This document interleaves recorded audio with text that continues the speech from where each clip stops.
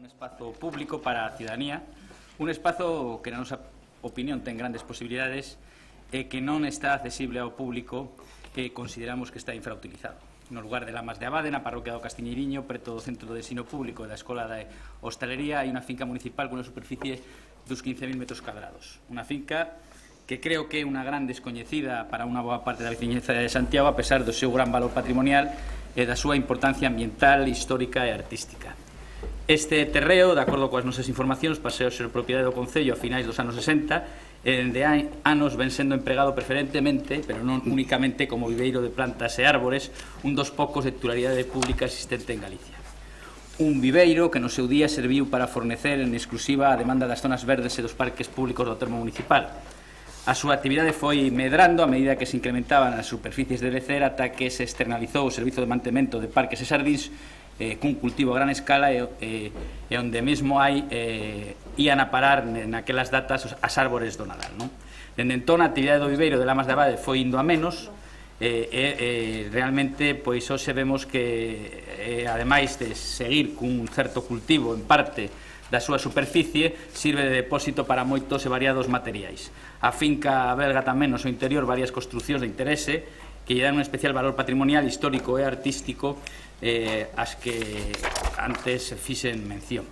Destaca pois unha capela, unha edificación dun aire pacego, un hórreo e un pombal, así como un cruceiro. Un conxunto arquitectónico que compre salvar do progresivo deterioro cunha atención e unha rehabilitación integral que lle devolva o seu pasado esplendor. A capela, que tamén existe nese punto, está dedicada a Divina Pastora, exactamente co mesmo nome que a rúa que pasa por diante, e é certo que a construción foi obxecto de algúns traballos básicos hai anos para asegurar a súa estrutura, pero a súa utilidade é máis ben escasa. A verdade é que o espazo no seu conxunto dá unha imaxe de total abandono. Nunha recente visita a Lamas de Abade, varios veciños nos trasladaron a demanda de recuperar ese espazo e que se fora relegando e pois quedando no esquecemento. Na nosa opinión, é un espazo con moitas posibilidades, a proximidade de varios centros educativos engalle de outro aspecto de interese e, tendo en conta que é de titularidade municipal, creemos que se podería actuar crear un espazo de acceso público para pois, divulgación e coñecemento dos valores botánicos ou ambientais e que se podería pois, recuperar en certa medida. En definitiva, a nosa proposta pasa pola redacción dun plan de ordenación e usos desta finca de Lamas de Abade para a súa rehabilitación posta en valor e apertura a todos os veciños e veciñas. Coidamos necesario tamén, con este mesmo fin, iniciar un programa de rehabilitación, obviamente por fases, en función das disponibilidades orzamentarias, para recuperar o seu patrimonio arquitectónico, solicitando, por que non, a colaboración doutras administracións públicas que poderían ser pois o Consorcio, a Deputación da Coruña ou mesmo a Xunta de Galicia.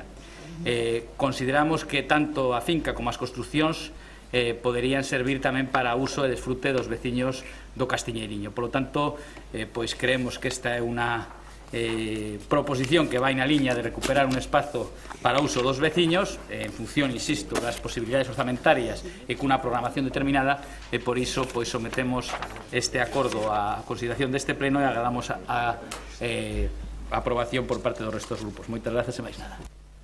Moitas gracias, Agustín. Rubén. Moitas gracias, señor alcalde.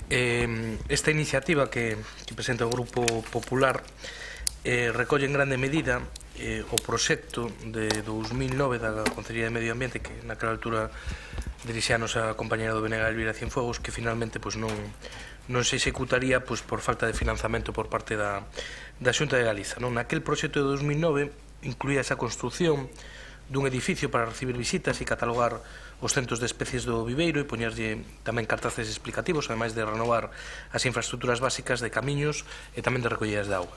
Daquela, o viveiro producía unhas 200.000 plantas de tempada que logo eran utilizadas nas zonas verdes da cidade e servía tamén de centro de recuperación para outras especies danadas que tamén poden ser devoltas aos seus lugares de orixe.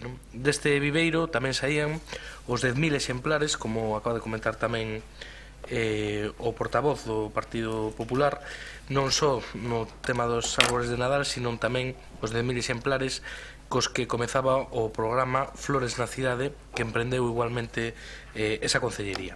O acondicionamento do viveiro municipal estaba ligado á concesión por parte da Consellería de Traballo dunha axuda en forma de persoal para o desenvolvemento dun proxecto ambicioso no que o Concello debía investir 50.000 euros en material. O proxecto de restauración e recuperación do viveiro municipal ia contar con persoal especializado que, baixa a supervisión do propio viveiro, realizaría un labor de posta en valor do recinto. O persoal que se solicitaba daquela a Consellería de Traballo era un biólogo, 3 albanéis, 6 peóns de albanel, 3 xardiñeiros, un técnico especializado en enxeñería agrícola. No proxecto incluíase tamén o acondicionamento dos espazos, dividindos en 18 ou 20 áreas para diferentes tipos de plantas que son cultivadas antes de ser trasladadas a zonas verdes de Santiago. Ademais, incluía a mellora dos camiños interiores do recinto mediante a reposición dos bordos de pedra e a restauración dos pavimentos para instalar un solo que non fosa esvaradío.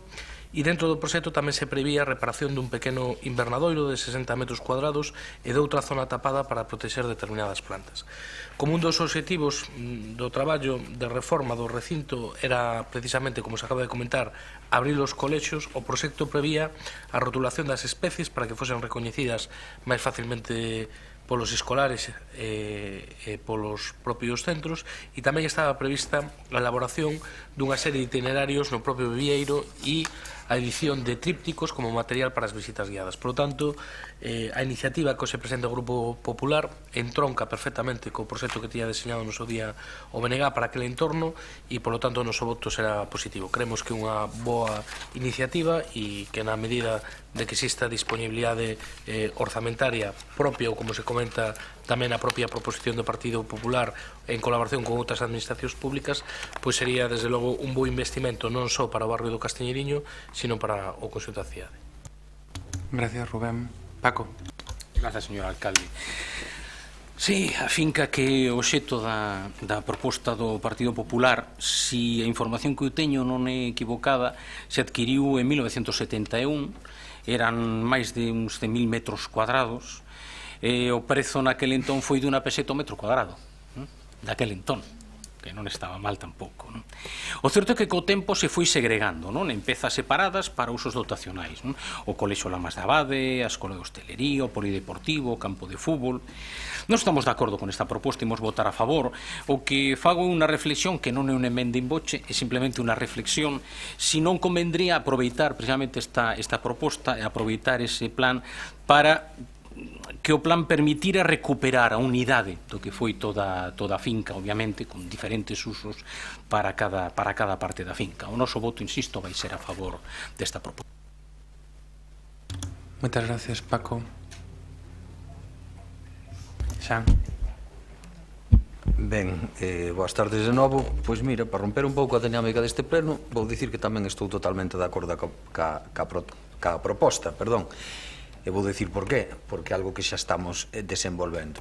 Como ben saben, os compañeros de corporación, pois o futuro previsible a medio prazo da estación de autobuses obliga a pensar xa en reubicación de servicios, entre elos o de Parques e Xardíns que está ali situado. Unha das cousas que estamos a estudar é a posibilidade de trasladar Parques e Xardíns e centralizalo dentro das instalacións do viveiro, para o que se está avaliando as necesidades que ten este servicio ali, recuperando servicios que xa non ten, pois por maquinaria vella ou por instalacións xa en desuso, e a proposta seguiría unha liña máis ou menos concordante cos antecedentes do que se desenvolveu ali.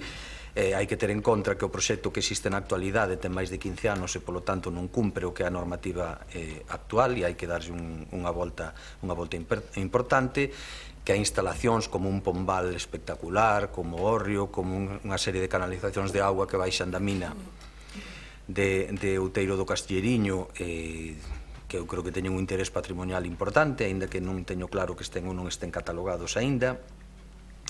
Entón, o que propón esta avaliación inicial é, aparte, evidentemente, de adecuar instalacións propias para os traballadores, que, de feito, siguen empregando o viveiro, non ten o volumen de produción de plantas de 200.000 unidades que falaba Rubén, pero sigue tendo unha produción importante e un traballo moi interesante de recuperación de especies danadas ou de traslado de especies das zonas verdes da cidade.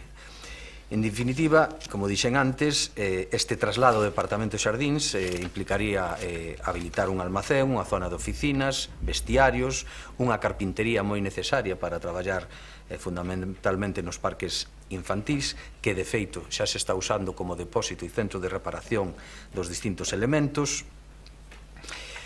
É necesario construir novos invernaderos, o que había quedou moi afectado por un dos últimos temporais, e necesario, xa non vale casi nin a pena reparalo e habría que construir un novo, e empregar a capela como centro de recepción, de charlas ou de dinamización do propio viveiro, no senso da educación ambiental. Cando se toma a decisión definitiva e se habilita a partida orzamentaria, pois pasaremos a encargar directamente o proxecto sobre os plans que veño aquí relatar. Así que, evidentemente, votaremos a favor da moción. Da proposición, perdón. Moitas gracias, Xan. Agustín. Nada máis que agradecer o apoio dos restos grupos. Gracias, Agustín. Alguén máis quere facer uso? Entendemos que é aprobado por unanimidade, señor secretario. Unanimidade desta proposición para un plan de ordenación e uso público da finca de Vero de Lamas de Abade e rehabilitación dos edificios. Pasaríamos entón ao seguinte punto, que é a proposición do Partido Socialista sobre o compromiso de eliminar a lista de agarda coa incorporación dos usuarios no servicio de axuda no fogar. Se fan defensa. Paco. Grazas, señor alcalde. Como todo o mundo lembrará, se estableceu un contrato con Valoriza para axuda ao domicilio das persoas dependentes por un contrato de abril de 2015, que era por 2 anos, finais de abril, e polo tanto que finalizou este 1 de maio deste ano. O que hai que decir é que esa data de remate do contrato pois será coñecida en xullo de 2015. Esa é a realidade, non? Houbo no proceso un exceso de prestación de horas, concretamente no 2015, que se compensou diminuindo as horas no 2016 e no 2017 por mor do cumprimento do contrato.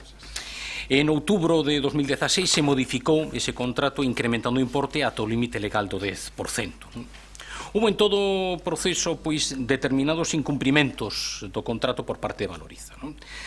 Por unha banda, o que di o prego de condicións técnicas é que a empresa procurará que existe estabilidade no equipo de traballo e que as variacións na súa composición sexan puntuais e obedezan a razóns moi justificadas, o que é lóxico porque temos unha parte moi importante dos usuarios son persoas de idade, son persoas maiores, que lle dan unha gran importancia e intimidade, polo tanto, o cambio de cuidador para eles é un problema e supón un auténtico estrés. Polo tanto, ese foi un dos problemas que houve que abordar e que o Partido Socialista denunciou no seu momento.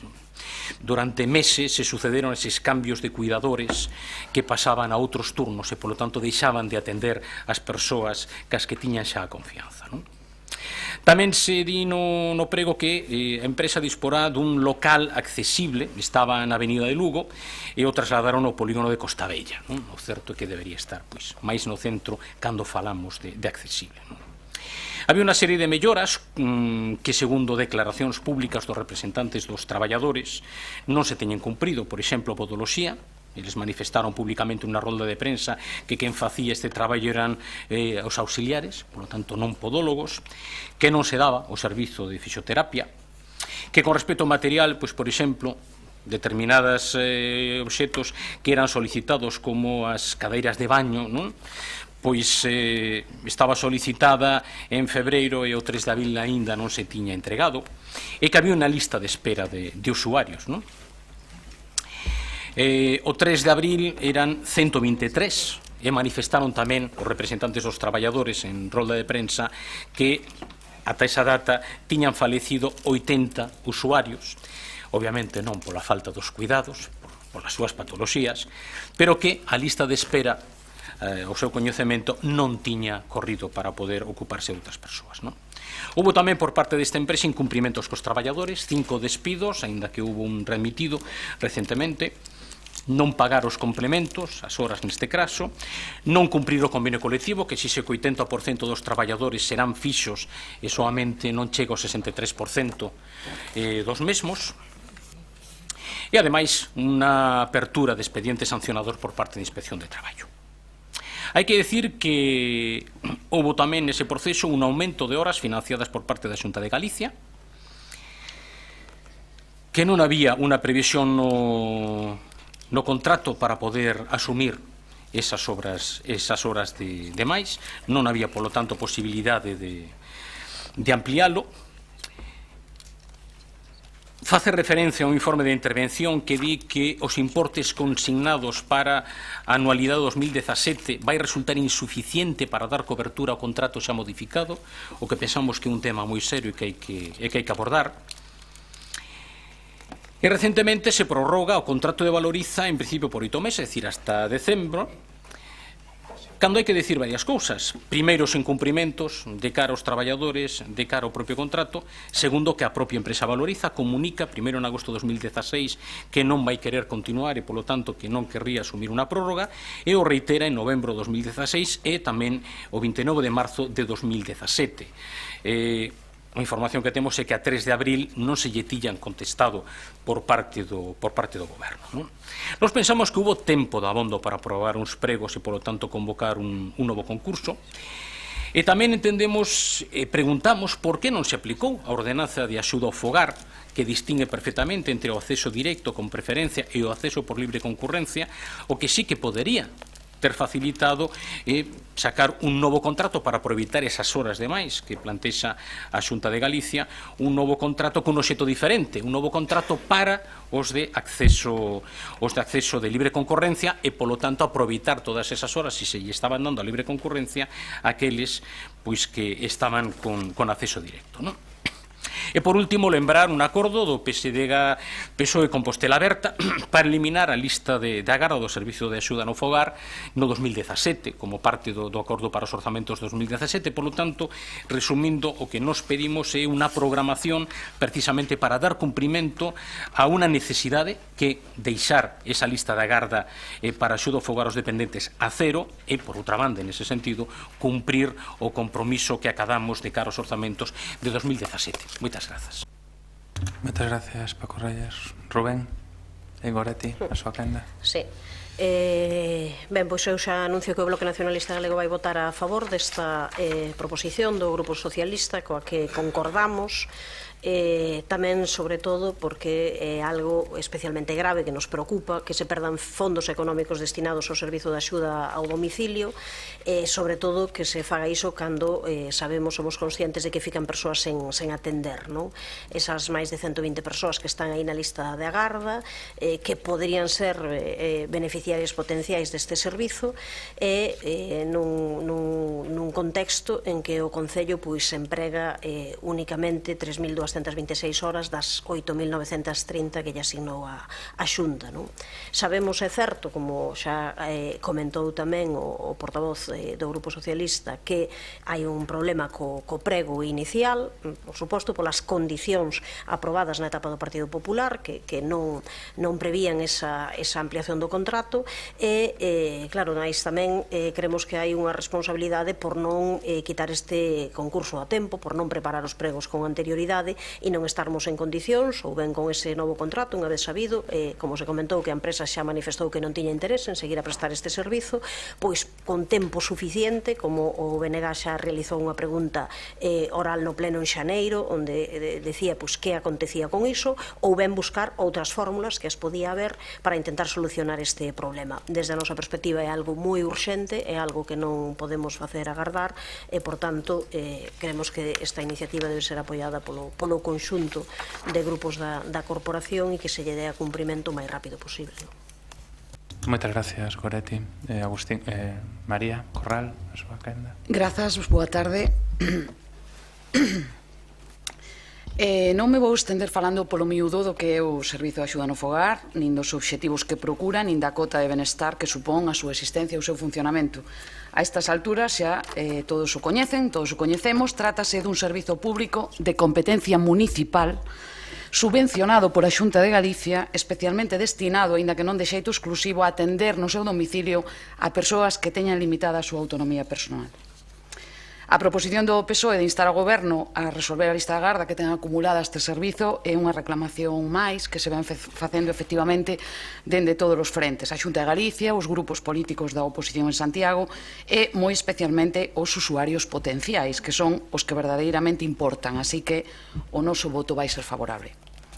Sin embargo, como xa ven sendo habitual, os acordos acadados neste pleno por moita maioría veciñal que os apoie a través das respectivas representacións políticas non teñen ningunha efectividade, así que o meu interés, o interés que eu teño neste debate é, bueno, non interés, curiosidade, é escoitar da concelleira cara onde desvía a responsabilidade nesta ocasión. Porque dende o día 1 de maio lembrolle que é exclusivamente súa. Dende ese día vostede responsable de non ter aprobado o novo contrato. O 31 de abril rematou o contrato aprobado baixo o mandato do PP. Por certo, cunha empresa que non elexiu o PP, porque, postos a xogar ao despiste, son moi especiais vostedes. Unha empresa elexida por criterios técnicos elaborados por persoal técnico. Falou vostede nestes días pasados, de aí o meu tono, do nefasto que era o contrato anterior, culpable absoluto de todos os seus males, mesmo creo que me nomeou persoalmente nalgúna das súas intervencións. Eu non as coitei. Como puido comprobar tamén, non lle contestei, fundamentalmente porque as súas declaracións ao respecto de distraer responsabilidades en todos os casos que xestiona fan que a súa credibilidade caia polo seu propio peso e non faga falta decir absolutamente nada. O contrato podía ser mellor, naturalmente, todo pode ser mellor. No camiño cara á perfección hai moitos graos de mellora, sempre, en todo na vida, e, polo tanto, no contrato tamén. Pero a culpa do que hoxe acontece non é do contrato, e vostede sabe o ben. O que sí é certo é que o contrato non era futurista. Lamentablemente, eu non tiña daquela e agora tampouco, por certo, poderes para adiantarme o que ia suceder. Non podíamos prever os cambios normativos na valoración da dependencia, non podíamos prever o aumento da financiación por parte da Xunta de Galicia, non podíamos prever o aumento da demanda e o máis importante é que non podíamos prever que vostede ia ser a concelleira. Todo isto aconteceu ao longo dos últimos 2 anos. O aumento de horas subvencionadas polo Goberno galego do PP aconteceu en agosto de 2015 e en maio de 2016. Déronse numerosas protestas de usuarios polo servizo prestado pola empresa e esta rexeitou expresamente hai case un ano continuar prestando o servizo a partires do 1 de maio, unha vez rematado o prazo contractual de 2 anos. Neste escenario non poderá vostede continuar co discurso de que a culpa é do PP. Fai moito tempo que vostede coñece esta situación e a solución está nas súas mans. Estaba nas súas mans ter elaborados en tempo os pregos e adxudicar o novo contrato á finalización do anterior. Cóstame creer que poña máis empeño en ver a quen responsabiliza dos seus fracasos que en ofrecer un servizo de axuda aos nosos maiores. Concentro os esforzos, resolvo os problemas dos veciños, que é o eu. Máis nada, grazas. Concha, a súa quenda. Boa tarde, concelleiros, concelleiras. Vou relatar que xestión se fixo no ano 2016 para intentar atender a lista da garda que naquela altura había. Falarei sempre en termos de horas, porque non de usuarios. Os usuarios e usuarias, algúns teñen unha prestación de 70 horas semanais e outros de 20, o sea que os números de usuarios e usuarias son moi relativos. Falaremos de horas en todo o tempo. Bueno, en maio de 2015 estreamos o contrato actual, que prevía para 2015 685.830 euros, atender 43.963 horas entre maio e decembro, e para 2016 914.441 euros, para atender un total de 58.610 horas ao ano. Efectivamente, como recolle a proposición do Partido Socialista, en xullo de 2015 déronse dúas situacións que si eran previsibles pola Lei de Dependencia. Fíxose efectivo que se equiparara a intensidade do servizo de axuda no fogar en función do grado de dependencia, de xeito que todas as persoas cun mesmo grado de valoración teñan dereito ao mesmo rango de intensidade do servicio.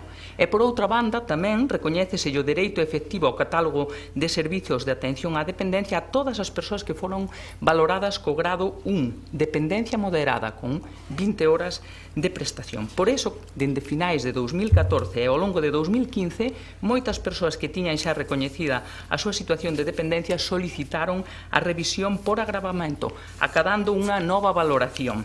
Isto, efectivamente, ocasionou unha maior demanda do servicio de axuda no fogar pola modalidade de dependencia. Por iso, cando 29 de xullo de 2015 a Consellería daquela de Traballo e Benestar da Xunta de Galicia resolve de oficio para o Concello de Santiago de Compostela un incremento de 1000 horas anuais para a atención ás persoas dependentes no PAR, SAF, dependencia, intentamos a atender na medida das posibilidades estas horas e dimos altas ata o mes de novembro de 2015 con un contrato recén estrenado en maio de 2015. Como consecuencia, superamos o teito de gasto do contrato en algo máis de 88.000 euros. É dicir, que atendimos 5.650 horas máis das previstas no contrato de prestación de servicio.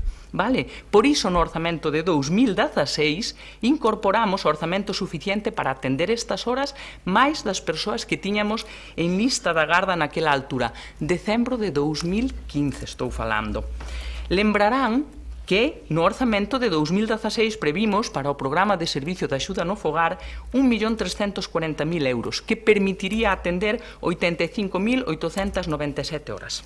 Dende os servicios sociais comunitarios deste Concello e dende este Goberno, éramos conscientes da necesidade de ampliar a cobertura deste servicio e realizáronse diversas xestións co fin de solventar esta situación carencial, atopando como atranco fundamental a limitación de non superar o teito do contrato, porque efectivamente, como todos recoñecen, herdamos un contrato de prestación de servicio rígido, que non preveía esta situación e a posible ampliación de prestación de horas de servicio.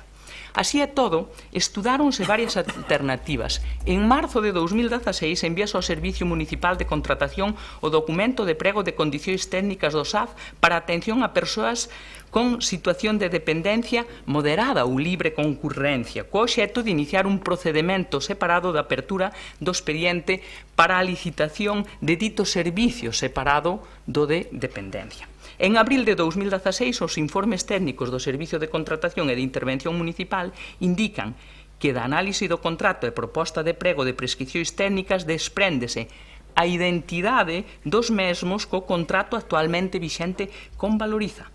Polo tanto, non se pode iniciar dito procedimento ao estar incluído este colectivo de persoas usuarias no actual contrato en vigor que xestiona a empresa Valoriza. Sería unha fragmentación de contrato uso. Como non foi posible realizar un contrato diferente nin por dependencia nin libre concurrencia, dado que nos xa existentes se engloban as dúas modalidades, iniciamos procedimento para ampliar o máximo teito do gasto do contrato de prestación de servicios un 10%, que é o que prevé a Lei de Contratación Pública. Foi en agosto de 2016 que reanualizamos, ampliamos e reanualizamos esta contratación, este contrato anual.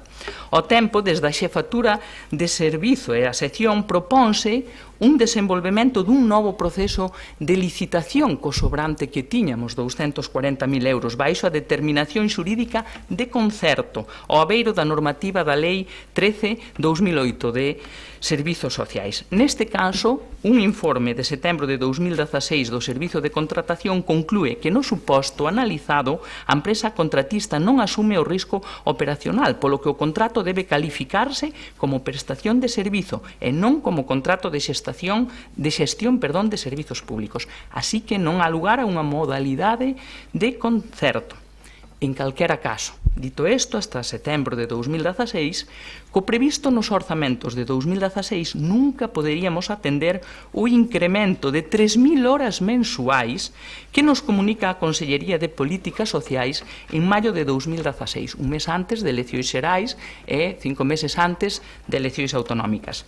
Porque co actual prezo hora de prestación de servizo, que é 15,6 euros, estaríamos falando de 561.000 euros máis por encima do contrato actual, que obviamente supera ampliamente tamén o previsto nos orzamentos de 2016. Como decía ao inicio, o actual contrato está prorrogado, unha prórroga ordinaria que se prevé no propio contrato e ascende a 1.005.885 euros para esta anualidade que nos permite atender as 85.000 horas anuais. Ao beiro desta prórroga, durante este mes, procedimos á ampliación horaria a 8 persoas que contaban cunha intensidade de servicio inferior á que lle correspondía segundo o seu grado de dependencia e que supón 173 horas mes máis. E dimos xa 14 altas de 70 horas mes cada unha de persoas incluídas no listado de par SAFO, que supón 980 horas mes máis de servizo. E isto vai supoñer de xeito inmediato, antes de que finalice este mes, un incremento do servizo de axuda no fogar en 1.124 horas mes. Tamén saben, porque yo dixen no pleno pasado, que están os pregos técnicos, administrativos e o cálculo de custo económico da prestación deste servicio para proceder á nova licitación de axuda no fogar. Non se fixo antes porque, entre outras cousas, requeríase que este novo contrato contase cun orzamento de 4.181.034 euros, que é o que preveemos, e non tiñamos orzamento de 2017 hasta fai pouco máis de un mes. Esta nova disposición orzamentaria equivale a 2.090.000 euros ano, o que supón un incremento do 107% con respecto a esta anualidade para o vindeiro ano. É dicir, unha previsión de duplicar o servizo coa nova licitación, que tamén incorporará, por certo, novas directrices europeas en materia de contratación pública, cláusulas sociais para ter unha contratación máis responsable, eficiente e exixente que a empresa prestadora de servicios e criterios de participación dos usuarios e entidades para mellorar a calidade e control do servicio. Decirlles que actualmente hai menos de 100 personas na lista da Garda. Respecto dos incumplimentos que plantea o PSOE, fixemos 2 requerimentos a Valoriza desde este Concello, cando coñecimos que tiña abertos 2 expedientes sancionadores na Inspección de Traballo. Un deles provocou que se tuvera que cumplir o convenio e implicou unha reorganización das horas e das auxiliares e dos tempos de auxiliares, o que obrigou a mudar algunhas auxiliares que prestaban o servicio a determinados usuarios e usuarias. Queixas recibidas 12, non foron multitud, foi unha dúcia de queixas no momento que por obriga da Inspección de Traballo e cumplimento de convenio colectivo houve que mudar algunhas auxiliares. Efectivamente, durante o ano 2015 sí tuvo unha sede social a empresa na Avenida de Lugo que por non cumplir requisitos de accesibilidade ten que mudarse ou está mudándose agora a outro lugar. Sempre o Concello estuvo ao pé das traballadoras, señor Paco Reyes, a usted constanlle polo menos 4 xuntanzas co comité de empresa e constalle tamén os 2 requerimentos que lle fixemos para que se cumprira o convenio, así como múltiples requerimentos durante as sesións mensuais de seguimento técnico das melloras previstas na contratación de prestación de servicios.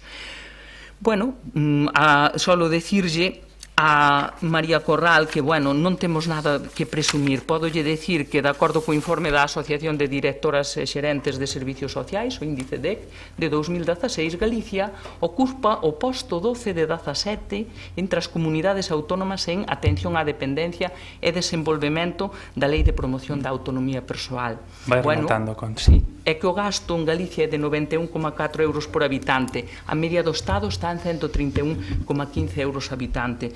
Temos tamén máis dun 32% de persoas desatendidas, o sea que non é responsabilidade de ninguén, pero tampouco é para sacar peito, sigo o mesmo rigor e exixencia cos seus compañeiros e compañeiras do Partido Popular que teñen responsabilidade na administración autonómica para que teñamos outros indicadores. Paco Reyes. Sí, moitas grazas. Eu vou tentar de ser breve. O primeiro, agradecer o apoio a esta proposición dos grupos que así o manifestaron. Hai unha das preguntas que eu pensaba facer agora na segunda quenda, pois o certo é que está respostada, pero en parte, non? Que era canta xente está en lista da Garda a día de hoxe. Digo esta respostada en parte porque son menos de 100 persoas, pero non sabemos exactamente cantas son. Non, quero dicir iso porque, ademais, na exposición, que eu entendo perfectamente, eu tamén son funcionario neste caso do Sergas, e sei o que precisamente o manexo das datas, non? Entón, é curioso que, efectivamente, normalmente cando un está en goberno, e probablemente a todos nos pasa, pois temos tendencia a falar das estadísticas pois dunha maneira non moi comprensible, cando temos que falar en persoas. É dicir, eu entendo perfectamente o tema das horas. As horas é como se establece no contrato, as horas son o que se subvenciona, o que se financia por parte da Xunta de Galicia, pero estamos falando de persoas. Entón, cantas persoas non temos exactamente en lista da garda neste momento? Cando falamos dos problemas da nova licitación, probablemente estou equivocado, pero se non lembro mal foi a finais de marzo, non, que se aprobaron definitivamente os orzamentos, pero igual, porque eu trabucome habitualmente, pero a mí no que gustaría me coñecer é a data da nova licitación. Vai vir, está moi ben, pero cal vai ser a data da nova licitación, non? E se fala das queixas de 12 precisamente por toda unha cuestión de cambio de turnos e de cambio de auxiliares que atendían a persoas e que, dende logo, xerou bastante descontento. Me falan de 12, eu non teño absolutamente ninguna dúbida de que me están a dicir a verdade. O que pasa é que nós temos bastantes máis, polo tanto as pasaremos para que teñamos o conxunto global de todas as queixas, non? Pero con respecto a iso, eu non vou discutir tampouco o tema do contrato. O que pasa é que sorpréndeme que sexa exactamente o mesmo contrato, o acceso directo, que é preferencial, co acceso en concurrencia libre. Iso sí que me sorprende, porque esa sería unha posibilidade probablemente non de poder acadar e aproveitar todas as horas de máis que aportou a Xunta de Galicia, pero sí probablemente de incorporar a máis usuarios, non? Definitivamente, o máis importante a partir de hoxe, que imos facer e en que prazos para que non teñamos xente en lista de agarda para o servizo do fogar. O digo porque, claro, a nosa preocupación é que, como a prórroga efectivamente ata o 31 de decembro de 2017 e temos as limitacións do contrato, pero claro, as limitacións do contrato é porque o prorrogamos, non polo propio contrato neste momento. E, polo tanto, pois a verdade é que esa é a preocupación. Con esas limitacións dun contrato prorrogado vai ser posible deixar a cero neste 2017 a lista de agarda. Esa é a nosa preocupación, eso que preguntamos, que imos facer a partir de hoxe para que neste 2017 a lista de agarda de axuda ao fogar quede a cero. Moitas grazas. Gracias, Paco. Coretti? Non. María. Grazas. O certo é que ao final sí que vou ter poderes, porque eu tiña apuntado, pódeche decir que a Xunta fai recortes ou pódeche decir que era unha medida electoralista, ves? Que guai, que ben. Bueno, pois electoralista. Sabe que lle decían esas comunicacións a Xunta de Galicia? Decíalle, prégolle que nos comunique calquera circunstancia que lle impida ou xustifique a imposibilidade da utilización das horas de incremento previstas por esta Consellería. Porque sabe que pasa? Que vostede non as empregase significa que outro concello as perdeu, porque si outros concellos si foron que de artellar métodos para prestar ese servicio. Pero eu insisto, e vostede continúa no bucle de dispersar responsabilidade, ese tamén é o meu tono, porque sabe que pasa? Que coas persoas en teito a culpa é da Xunta, que coa renta social a culpa é da intervención municipal, que o servizo de axuda no fogar a culpa é do PP.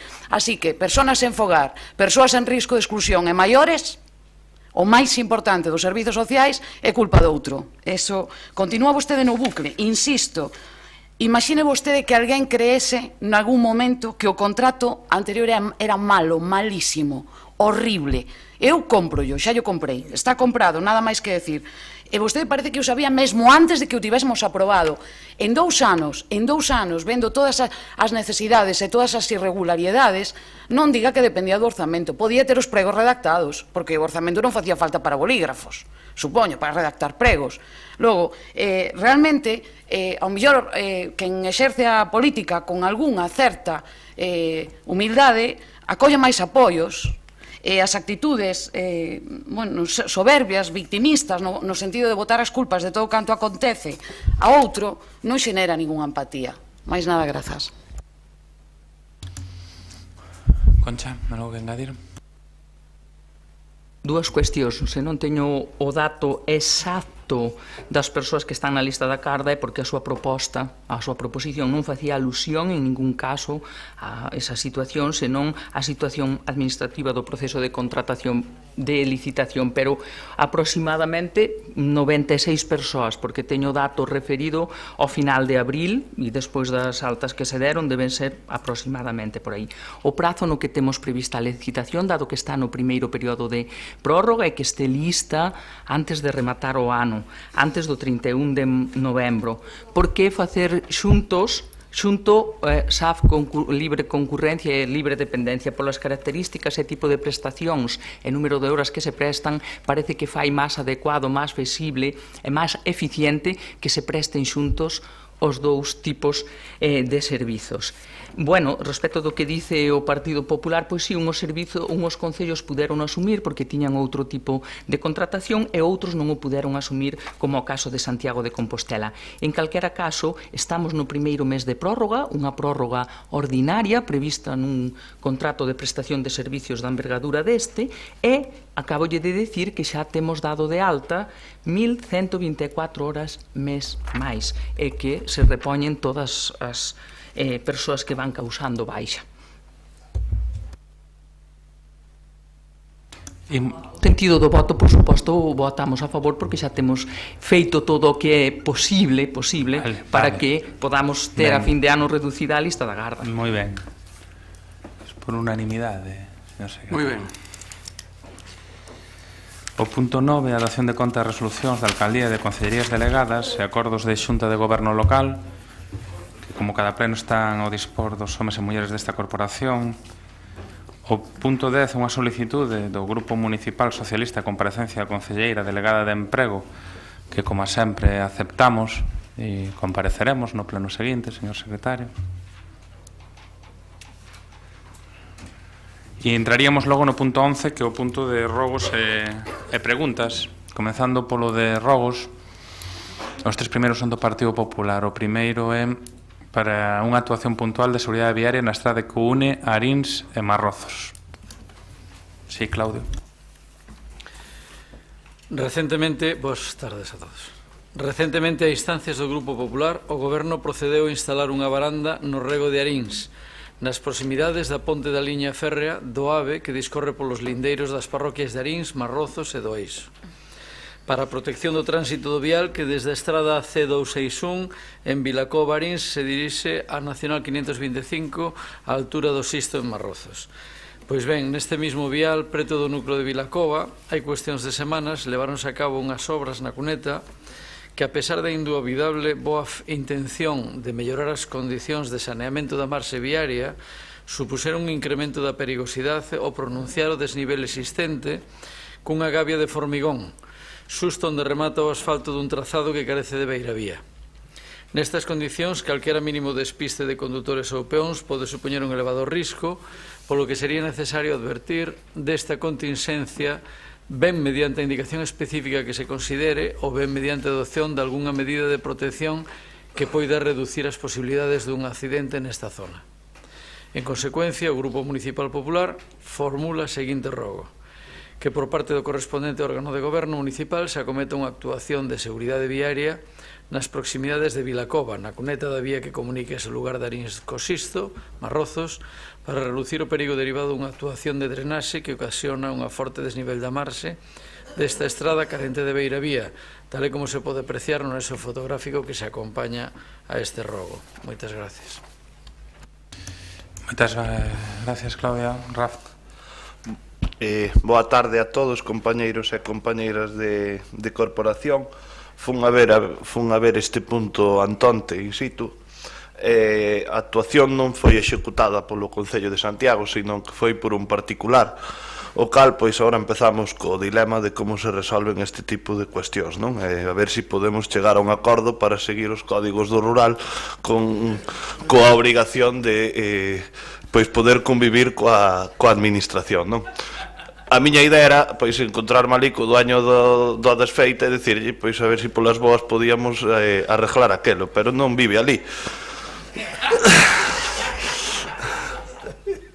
Entonces, claro, a idea miña, porque claro, é que se non, a outra vía, despois teño que decir que o doutor Montiel, teño que ir por aí dicindo que o doutor Montiel dedicas aquí a fastidiar ao veciño, tal, e tampouco é plan. Entonces, a miña idea vai ser intentar localizar ao propietario desa finca para ver se lle dá dado un arranxo provisional, que pasa porque reduza un pouquiño ancho o fondo que lle dou ao entubado, se pasou 4 pueblos, non sei decir, porque a verdade é que calquera coche pode caerse ora por ali e levarse un pequeno golpe. Despois tampouco é nada recomendable colocarlle unha barandilla ou un volardo porque é no medio da reta, aí habría que colocarlle 4 tubos e poñerlle formigón. A idea é a ver se o fai el ou temos que facer nós. Entonces, bueno, dame unhas semanas e intento darlle solución. Gracias.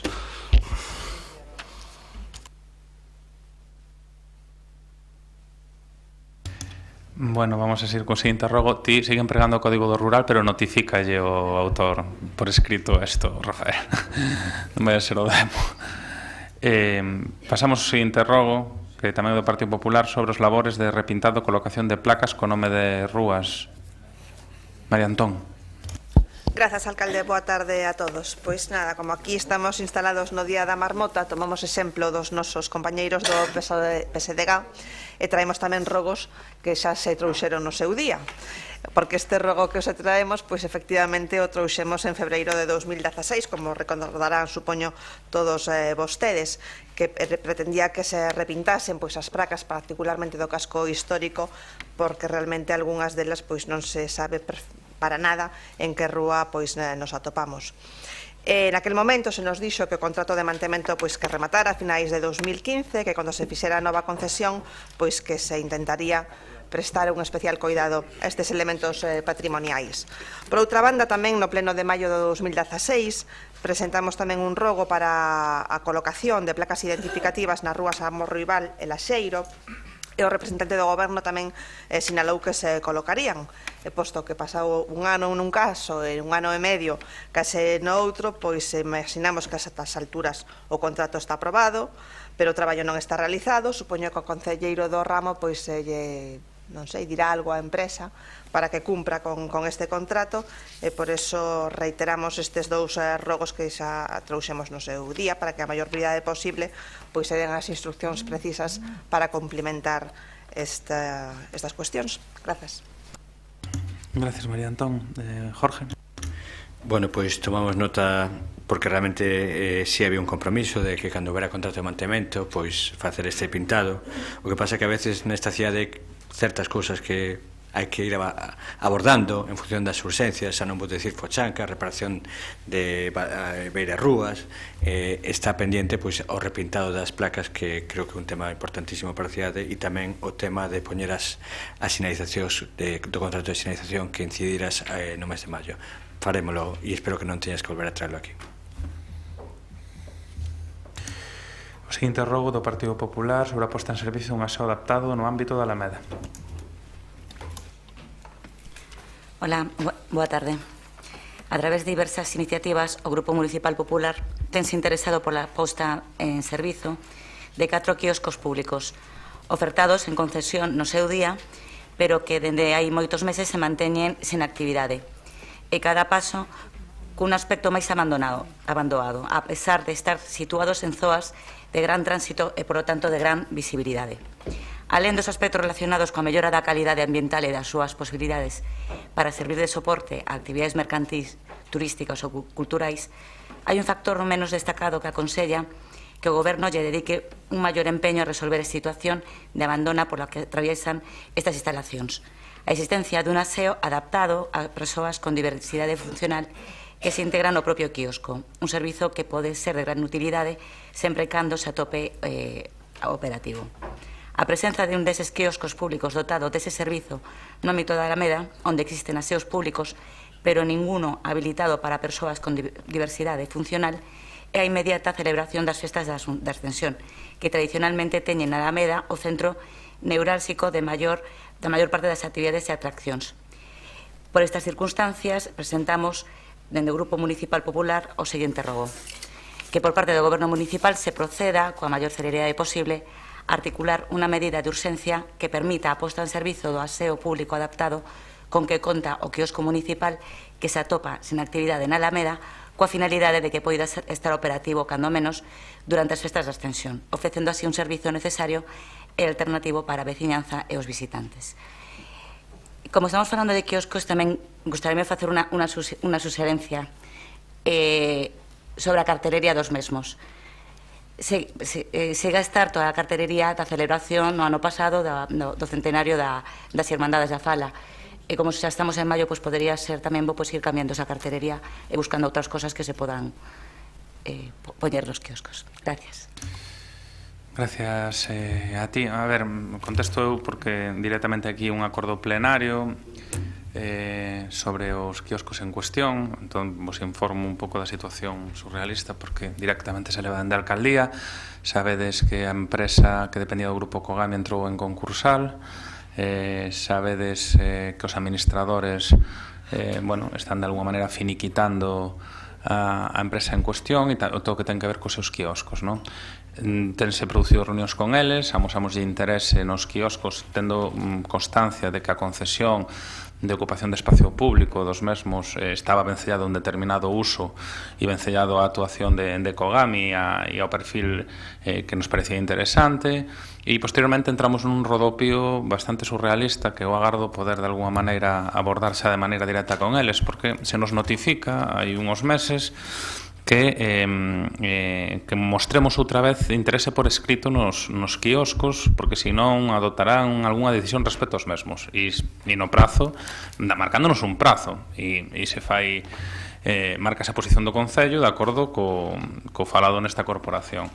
E o máis surrealista foron nas últimas semanas porque tamén se nos volve a interpelar dicindo que se chegou a un acordo cunha empresa por unha cantidade para facerse cos quioscos e que se vai a executar se non hai oposición do Concello. Entonces volvemos a notificarlle que sí que hai oposición do Concello por varios motivos. Unha, porque hai interese, como se ten reiterado, e outra, porque non sabemos a que uso pretenden destinar os quioscos cando está venciado un uso moi específico e no seu momento o Grupo Kogami, non?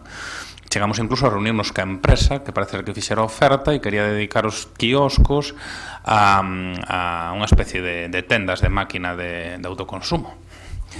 A empresa de Carballo e díxelle que non, que os quioscos teñen outra utilidade e que entendemos que esa non ten un encaixe no que fora a cesión de espacio público. Dito isto, forzaremos unha nova reunión cos administradores e veremos de se están dispostos incluso a valorar por unha oferta económica mentres non sexa moi exagerada, que podamos quedar cos quioscos polo deterioro, pola imaxe, tamén polo que se comenta neste rogo que é o tema do espazo público. Vale. Rogo do BNG para a limpeza de urxencia da rúa Torreira. Moitas gracias, señor alcalde. Eu moi brevemente, porque este rogo tiña dúas partes e a primeira delas xa está executado e hai que recoñecerle aí ao concelleiro, a Xanduro, que o fixo ademais con moita diligencia e con moita rapidez. En concreto, o que ten que ver ca limpeza das escaleiras da rúa Torreira, que estaban cheas de erva, de lixo, de verdín, de musgo, que incluso cando chovía había moitos problemas e a xente esvaraba. Pero despois hai unha segunda parte que a que estaría pendente, que o carón desas escaleiras hai un espazo pequeno que actualmente ten moita maleza e que precisaría dunha actuación de desbroce, e ademais que ten un hórreo que se restaurou hai non demasiadas datas, pero que sí que precisaría tamén un mantemento mínimo, non? Por lo tanto, agradecer a rapidez que actuou neste caso o goberno no ámbito da Concellería de Xanduro e agardar que tamén se resolve esa segunda parte do rogo. Moitas gracias, Xan. Pois grazas, Rubén, e a segunda parte da moción está mirando, non teño aínda resposta da moción, perdón, da pregunta. O seguinte tamén é rogo do BNG para instalar unha placa conmemorativa da Revolución Galega do 1846 a carón de San Martiño Pinario. Ben, pois neste caso do que se trata é de deixar constancia para o conxunto da poboación de fitos históricos importantes que aconteceron na nosa cidade. Neste caso, pois a Revolución Galega de 1846 é ese escenario que foi pois dunha das últimas batallas ligados ao mosteiro de San Martiño Pinario, onde estiveron pois ali pois estudantado, voluntariado, resistindo no mosteiro até o momento que finalmente pois acabaron entregando as armas e onde pois é apreixado pois Solís e logo acaban sendo pois fusilado el máis 60 oficiais e acabaron pois eso converténdose no que coñecemos como mártires de Carral. Hai realmente xente que non coñece a importancia que tivo este episodio en xeral, pero sobre todo que non coñece a vinculación de Santiago de Compostela e concretamente de San Martiño Pinario nesta revolta. Así que o que rogamos neste caso é instalar unha placa conmemorativa pois na praza, en algún lugar, en algún espazo pois próximo a San Martiño, para que quede constancia e a xente saiba deste feito histórico e da súa importancia para a nosa cidade. Bueno, tamén contesto eu, porque eu estou totalmente de acordo, incluso comparto a petición. O que pasa é que estamos nun impasse que eu creo que de alguma maneira temos que resolver respecto á comisión de famosa, na que hai un regulamento pendiente e creo que o único grupo que en momento fixo aportacións ao regulamento foi o Partido Popular. Coido a día de hoxe, non? Non fixeron a comisión de credenciais aportacións, quero decir, ao regulamento. Non. Non. Bueno, pues no, porque hemos dicho que hasta que saquemos adelante el reglamento orgánico. Ah, vale. No lo tome como una coacción, simplemente es una cuestión. Bueno, lo que pasa é que isto si entón é como o día da marmota, porque claro, se levamos tempo negociando o regulamento orgánico e o tema de credenciais está pendiente diso, bueno, pues non sei, sí que é certo que na comisión acordouse que as novas placas, rúas pendentes e determinadas cuestións tiñan que pasar por aí, pero levamos meses con eso paralizado e hai moitas peticións. Entón, non sei, estudiarémolo, Goretti, estudiarémolo. Sin entrar a debate niso, xa que se fala de persoas e tal, eu creo que hai acordos plenarios que había que facer efectivos xa, a estas alturas, algúns dos nomes que pasaron por aquí que non estean postos, eu, a verdade... Pero cales, porque hai algúns que Por pasaron... exemplo, de Begoña Camaño, pasou por aquí, eu totalmente de acordo contigo. Totalmente de acordo. Pero diríache de outros que tamén pasaron por aquí, non, eu non estou tan de acordo, pero tamén creo que hai que cumplilo. Pero, claro, eu tamén. Pero bueno... vale, eu estou de acordo e mirarémolo, vale. O seguinte rogo é do BNG para a elaboración dun estudo de sinalización no empalme da Rúa Domingo García Sabel, Rúa Carretas, Costa de San Francisco e Rúa Entre Ríos. Pois a ver, vou intentar explicarlo, ainda que ten fácil explicación nos 3 minutos, non? A ver, eu creo que hai que buscarlle unha solución en xeral a todo este ámbito, non é só o empalme de García Sabel con Carretas e San Francisco, sino tamén a solución definitiva o ámbito propio de San Francisco. Pero é que neste sitio en concreto eu creo que hai un problema ca sinalética que provoca moita confusión e os que pasamos por aquí todos os días, pois o que vemos é que tes unha frecha que indica para coller a man esquerda, outra en vertical, e onde, en teoría, o correcto para alguén que sube por San Francisco sería ir por este carril. Bueno, eso non o fai absolutamente ninguén, e o problema é que quen sube todos por este carril, e cando hai alguén que o fai ben, pois se poden producir situacións perigosas, e eu todos os días vexo unhas cantas, non? Despois hai outro problema nese entorno, que a posta en marcha do centro de saúde eu creo que tamén hai que mirar, non? Quero dicir, se vos fixades pola beira rúa da costa de San Francisco, do lado dereito, baixando, chega un momento que remata neste seto, non? E que dicir, non hai posibilidade formal de cruzar a beira rúa. Ti se baixas ao centro de saúde, non hai un paso de peóns por onde poder pasar dun lado para outro, non? Entón, eu creo que é unha zona que agora gañou tamén moita presión de peóns, tanto polo Centro de Acollida Internacional de Peregrinos como polo Centro de Saúde, e que aí tamén habería que darlle unha solución. E por último, con respecto a o entorno de San Francisco, vamos a ver, eu creo que hai dous problemas.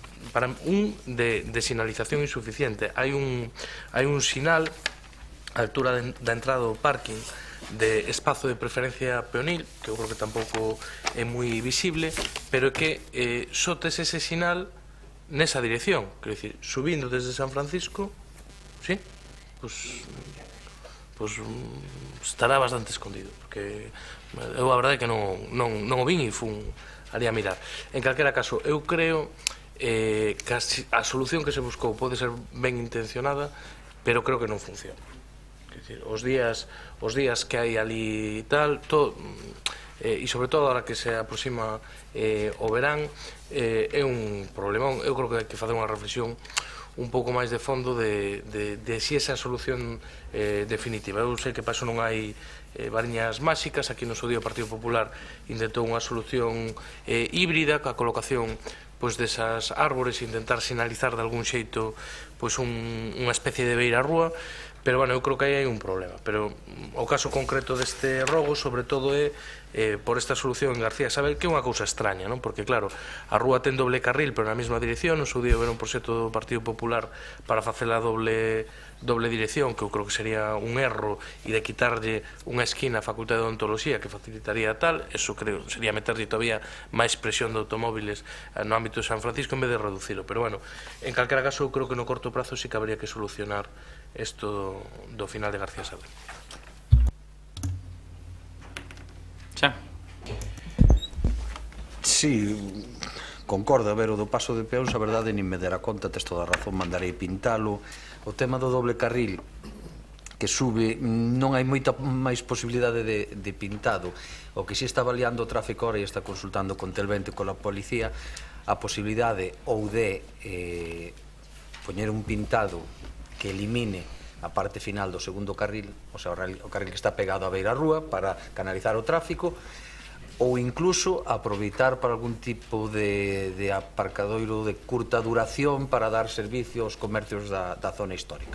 Están avaliando esas dúas, pero si é certo, un doble carril aí que non ten ningún sentido e tampouco soporta tanto tráfico para ser necesario. No. Bueno, queda contestar que quería seguir contestando Jorge, no. Outro rogo do Partido Socialista referente a instalación dunha marquesiña e o correspondente panel de información electrónica na parada de autobús en Conxo. Esa sí que vas a contestar a ti. Quen a fai? Paco. Grazas, señor alcalde. Bueno, esta efectivamente é unha deses rogos que cada tanto veñen aquí porque non se acaban de resolver. Bueno, na avenida de Ferrol, moi preto da praza da Nosa Señora da Mercé, no número 77 concretamente, é onde estaba unha parada de autobús das liñas 12, da 5 e da C4, non? No 2013 se modificou a parada e se levou a praza da Mercé fundamentalmente para favorecer os veciños e as veciñas que viñan de Concho da Baixo e de Volta do Castro, que algúns deles son xente maior e, polo tanto, desa maneira, o certo é que se lles aforraba uns 200 metros de costa. Polo tanto, nada que decir a iso. O curioso é que na parada do autobús do número 77 da avenida de Ferrol, había unha marquesiña. E, curiosamente, é sorprendente, porque, en fin, casi é un tema de cuarto milenio, porque en 200 metros, en liña recta, que desapareza como se fora o Triángulo das Bermudas unha marquesiña, o certo é que é curioso. Por que planteixo o seguinte? Porque é certo que na Praza da Mercé hai uns soportais onde a xente se pode guarecer do vento e da choiva, pero non é menos certo que eses soportais están xusto en fronte do paso de peóns onde non pode parar o autobús. O autobús pasa uns metros máis alá, entón todo o proceso de ir a facer a cola para poder coller o autobús, particularmente xente maior, a verdade é que nesa praza, cando chove e fai vento, a situación non é precisamente de calidade non do servizo. Polo tanto, nós o que pedimos é que esa marquesiña que se perdeu no camiño, que se repoña neste caso na Praza da Mercé. E tamén falamos da posibilidade de un panel informativo para coñecer os horarios dos autobuses. Por que o decimos? Por dos motivos. Primeiro, porque os autobuses que pasan pola Praza da Mercé son fundamentalmente auténticos circulares, particularmente o 12 e o C4. Polo tanto, as primeiras horas, evidentemente, a cadencia é máis ou menos a esperada, pero a medida que avanza o día, a medida que avanza, obviamente, a complicación do tráfico, cada vez é máis difícil, obviamente, acertar co tempo. É certo que existe a información en móviles, pero para moita xente maior aínda non é un servizo que sexa pois sinxelo de empregar. Por iso nos o que pedimos é que se instale esa marquesina que no seu momento tiñamos e que a perdemos, e tamén ese panel informativo electrónico con horarios e frecuencias para os veciños e veciñas de Concho que collen eses autobuses. Moitas grazas. A ver, que esta sí que vai contestar, Jorge. Jorge, contesta. Bueno, como decía Paco, que é gran conocedor da zona e usuario do transporte público, e tal e como el di xa na súa exposición, casi se está contestando. O que el non ve do Triángulo das Bermudas explico ahora. É certo que a parada situouse máis abaixo para favorecer os veciños de Conso de Abaixo. En aquela situación hai unha situación con varios alcorques, farola, volardos e ademais o soportal. Por lo tanto, entendeuse que ese non era un sitio para trasladarla porque facía falta, e isto que digo, claro, noutro sitio. Facía falta noutro sitio e se trasladou porque aquí se entendía que había un sitio a cuberto para esperar. Hai dúas cousas que son dúas demandas naturais, continuas, que ainda me comentaba o alcalde ahora, que é unha petición continua dos paneis informativos. Todos entendemos que os paneis informativos teñen que ser tan importantes como a aplicación máis bus. É moito máis caro, hai que dotar de fondos, temos un compromiso de poñer 8 na cidade. Entendemos que tanto marquesinas como paneis informativos son dúas concesións que van sair en paralelo ao novo contrato de transporte público. Marquesinas estamos traballando nun prego porque entendemos que vamos xogando cas que hai, en concreto esa que parece que se perdeu, bueno, pois os números que me pasa a José Ramón con gran diligencia, pois di que nesa parada hai 17.000 usuarios, que en canto ao ranking das paradas da cidade ocupa o número 90, que o promedio de usuarios diarios é de 46,7, o sea que cada servizo hai media persona, o sea, cada dous servizos hai unha persona. Os datos para poñer os paneis non justifican isto, e é certo que se non houbera unha posición a resguardo igual había que poñelo. De todas formas, como decía, sí estamos traballando no concurso de marquesinas. Gustaríame recordar que o concurso de marquesinas está caducado desde o ano 2009, é algo do que estamos intentando resolver na actualidade e poder poñer facer un novo concurso no cal se estenda a implantación territorial e podamos dar cobertura a máis puntos. A corto plazo non, para que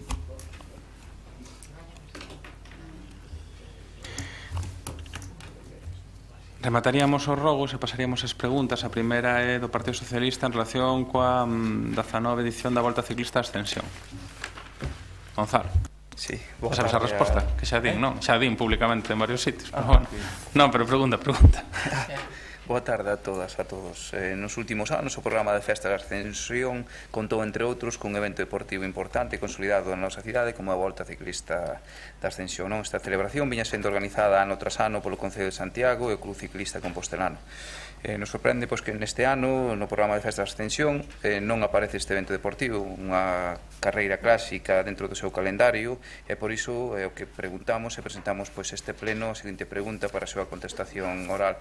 Cales son as verdadeiras razóns pola que non se vai a celebrar esa 19 edición da Volta Ciclista, non?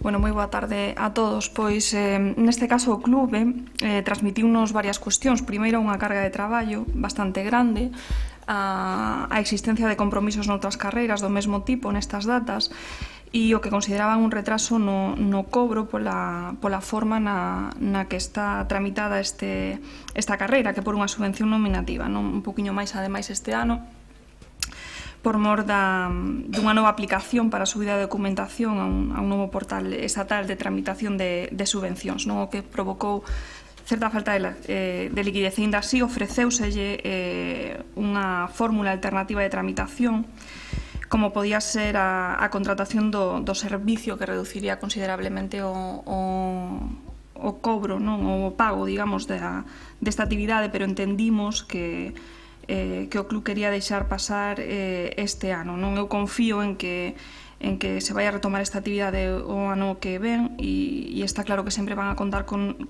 noso apoio. Non é unha carreira, Gonzalo, que se leve celebrando ano tras ano. Houve uns anos que non se celebrou e coincidiu ademais co goberno de Bugallo sendo concelleiro Bernardino Rama. Sin máis. A seguinte pregunta é a pregunta do Partido Popular sobre a construción dun aparcadero público soterrado na avenida Mestre Mateo. Pois sí, boas tardes. Aínda que poida prestar confusión ao título da nosa iniciativa, a pregunta que presentamos é moi nítida.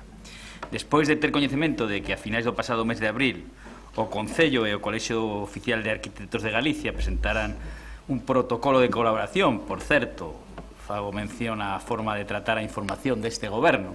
Na nota de prensa, o señor concelleiro responsable da materia avanzou que tiña asinado un convenio para a convocatoria de varios concursos de algunhas das actuacións máis importantes previstas na cidade de cara aos próximos anos. Solicitamos copia dese protocolo e contesta o propio concelleiro que dixo en rolda de prensa que tiña asinado un convenio que non tiña asinado nada, que vai asinar ese convenio nas vindeiras semanas. Bueno, supoño que cando teñamos posibilidade poderemos consultar ese convenio, posto que nos temos moito interés en saber cal vai a ser a fórmula que beneficio e interese público desa colaboración que non cuestionamos ata que coñezamos o seu contido. Pero en todo caso o que traemos hoxe aquí é que tendo en conta que entre as actuacións que se mencionan figura o aparcadoiro soterrado de Maestro Mateo vinculado ao Hospital Clínico, pois que gustaríamos saber por que non se din nada do necesario aparcadoiro soterrado destinado a darlle servizo a zona do Ensanche, posto que é unha necesidade que creo que todos os grupos consideramos necesaria e prioritaria. A pregunta que nos facemos e que lle facemos ao goberno é claramente a seguinte: ten decidido o goberno local a curto prazo algunha actuación puntual para darlle solución aos problemas derivados da reducción das plazas de aparcamento polas obras de humanización das rúas do Ensanche? En todo caso, cando estima o goberno que poderá estar en servizo o novo aparcadoiro soterrado no Campus Vida, sobre o que, por certo, o anterior goberno tiña redactado un anteproxecto e que, ao parecer, de acordo tamén co que afirmou o señor Cela, o actual goberno se comprometeu precisamente co BNG a incluir nos orzamentos municipais deste ano 2017 para ofrecer prazas alternativas para a veciñanza e a actividade comercial do Ensanche? Bueno, é certo que hai dúas preguntas nunha, contesto independentemente. Con respecto ao aparcamento que había previsto na Avenida da Coruña e zona norte onde está a fonte do Campus Vida, na parte da Avenida da Coruña, encargouse unha modificación dos estudios previos que había, porque entendíamos que tal e como estaban non resolvían o problema, porque estaba estudiado para ter acceso desde a rúa Montero Ríos. Entendíamos que aquele anteproxecto non era o máis aceitado porque había un gran custe, xa que se forzaba a entrada desde Montero Ríos para que a entrada fora desde o Ensanche, pero, sin embargo, a saída peonil pois acababa sendo na Avenida da Coruña. Por lo tanto, había un gran incremento de custe para facer a entrada desde Montero Ríos cando entendemos que o funcionamento mellor e para evitar sobrecargar o Ensanche é que se acceda directamente desde a Avenida da Coruña. Se fixo un novo estudio que se entregou en datas recentes e a idea é poder contratar e ter durante este ano 2017, porque de feito hai unha partida en orzamentos, para poder ter o proxecto deste aparcamento. Previamente á redacción do proxecto, o que queremos é, con estes estudos, facer un sondeo de cantos residentes estarían dispostos a comprar unha praza, porque entendemos que o modelo non debería ser unha concesión, sino que debería ser un aparcamento no que o 50%, 60% estuvera ocupado e financiado por xente que estivera disposto a ter unha praza de aparcamento e o resto debería ser aparcamento público. Por lo tanto, a viabilidade ou non deste aparcamento ten que ver ca necesidade real dos veciños para poder ter prazas para aparcar e a disponibilidade para financialo. O noso modelo non é unha concesión que lucre unha empresa privada e que nos ate durante 50 anos. Con respecto ao aparcamento que se fala cerca do hospital na Avenida Mestre Mateo, pois no convenio, no protocolo que se firma cando este revisado polo Servicio Xurídico do Colexio de Arquitectos e tamén por contratación, vou aclarar algo, a proposta que estaba para asinar por parte do Concello revisada polo Servicio de Contratación, o Colexio fixo unhas suxerencias, devolvernos as suxerencias o xoves pasado, estes días está pendiente de que informe o Servicio de Contratación e poder buscar unha data o alcalde máis o decano para poder formalizar ese protocolo ese protocolo para a convocatoria de 8 concursos de arquitectura, tal e como se pon nese protocolo, que tan pronto este definido xurídicamente poderemos facer chegar, pero que entendíamos que se había unha aportación, unha suxerencia de un cambio por parte do Colexio de Arquitectos, que non deberíamos de facelo chegar. Ese aparcamento que se chama espazo público con aparcamento na Avenida Mestre Mateo, o que será necesario é financiación por parte do Concello. Podemos poñer a parcela, podemos facer un proxecto que saia dun concurso de arquitectura, pero que entendemos que é un aparcamento que está previsto para dar servizo ao hospital clínico, para dar servizo á universidade, e que entendemos que a financiación debería ser mayoritariamente por parte desas dúas entidades. A seguinte pregunta do Partido Popular sobre a resposta dada pola Administración a instalación de pancartas nun céntrico edificio do casco histórico. Alejandro. Gracias, alcalde. Bueno, esta María Corral, intencionadamente. Sí, discúlpame, Alejandro. Hai unha anterior que pasa que marcara e non está explicitada, que é do Partido Popular, sobre o emprego da ponte do AVE en Pontepedriña como refugio de persoas en teito. Grazas, alcalde. Boa tarde novamente. Baixo o viaduto do tren onde se atopa o aparcamento disuasorio de Pontepedriña, temos constatado a existencia de somieres e colchóns, así como outros obxetos que indican claramente que o lugar ven sendo empregado habitualmente por persoas para pasar ali a noite. Isto comporta un evidente risco para a integridade física e a saúde de quen accede a este lugar. A nosa pregunta é dende cando ten coñecemento o goberno local da presenza destas persoas que aproveitan as vigas do viaduto do AVE, do tren, no aparcamento de Pontepedriña para pasar a noite, e que medidas ten desenvolvido para atender esta situación indigna e perigosa. Ademais, a propósito desto, non leva interrogantes, nestes días tiven a oportunidade de ver algúns expedientes relativos ás actuacións do Concello en materia de atención a persoas sen fogar, e feita unha sinxela operación de proporcionalidade entre os recursos públicos destinados, ou sexa, cartos, e o seu destino e eficiencia, non me dan os números. Xa lle avanzo, concelleira, que en breve lle pedirei rendición de contas ao respecto. Mais nada, grazas. Gracias, María. Concha. Moi ben. Boa tarde. Bueno, tivemos coñecemento da situación desde os últimos días do mes de abril, cando a veciñanza da zona se dirixiu á Concellería para comunicar a situación. Días antes, na xuntanza do 18 de abril da Mesa de Coordinación e Traballo sobre a situación das persoas en fogar, dáse conta do reconto de persoas que dormen na rúa e zonas de pernocta, 15 nese momento, e non se ten constancia dese emprazamento como lugar de pernocta de ninguna persoa. Tampouco aparece como lugar de pernocta no reconto que fixo Cruz Vermella o 31 de marzo, e no que participaron máis de 30 voluntarios e voluntarias e rastrearon toda a cidade. Desde que fomos advertidos pola veciñanza do lugar nas dúas últimas semanas, en repetidas ocasións, tanto o equipo de rúa de Cruz Vermella como a policía local teñense achegado a todo lugar en diferentes momentos do día e da noite e nunca conseguiron ver nin contactar con ninguna persoa no antedito lugar que, como ben dice na súa pregunta, é de difícil acceso. Por ese motivo, consideramos que é un lugar no que se gardan enseres por estar oculto e ser de difícil acceso, como colchóns, somieres e outros obxetos, pero non é un lugar onde se pernocta, onde durme alguén. E, por eso, nesta mesma semana, demos instruccións para que se pasasen a recoller eses enseres e se limpase a zona. Hoxe mismo, os servizos de limpeza recolleron esos obxetos. Bueno, En canto ás medidas que se desenvolven para atender a situación das persoas que dormen na Ponte Pedriña e noutros lugares da cidade, como sabe, desde novembro de 2015 temos en marcha un convenio para manter un equipo de rúa que contacta, orienta e acompaña a estas persoas para facilitar o seu acceso a servizos sociais, de saúde e tamén ao programa de pensións.